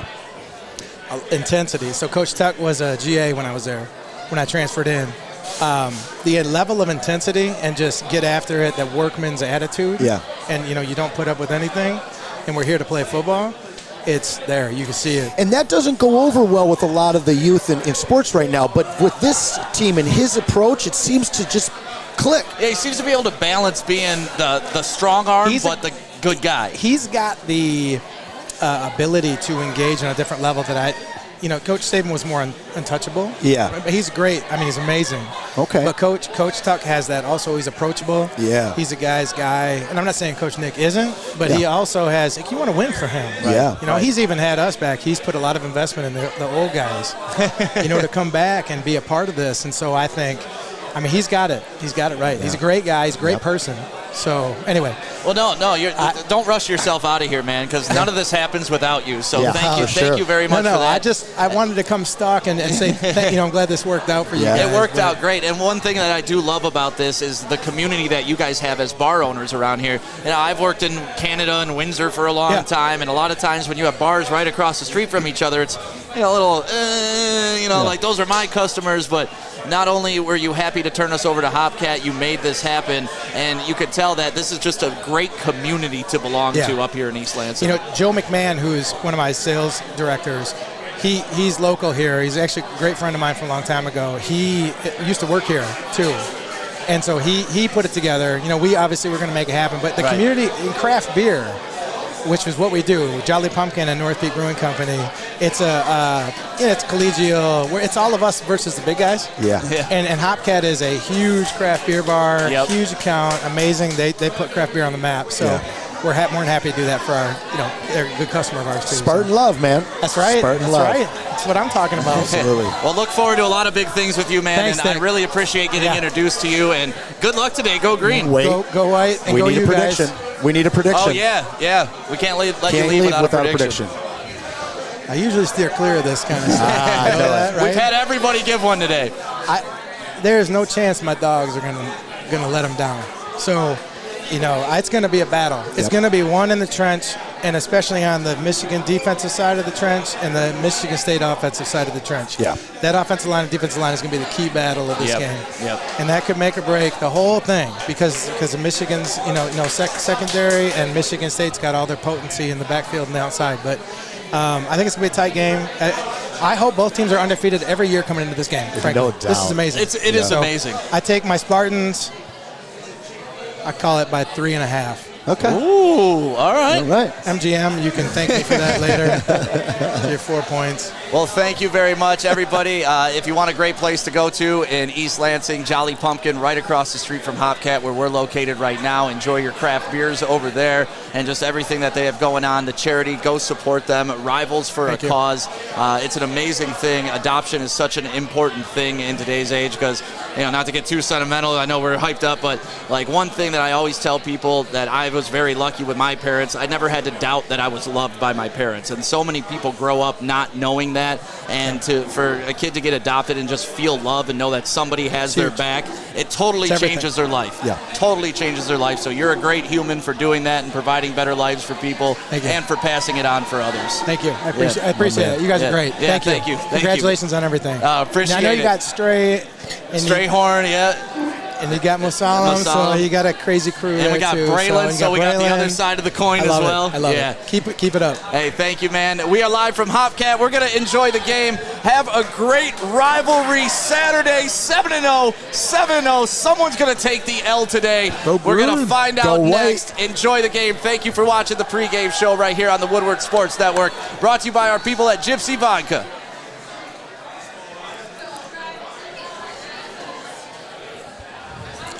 Big game.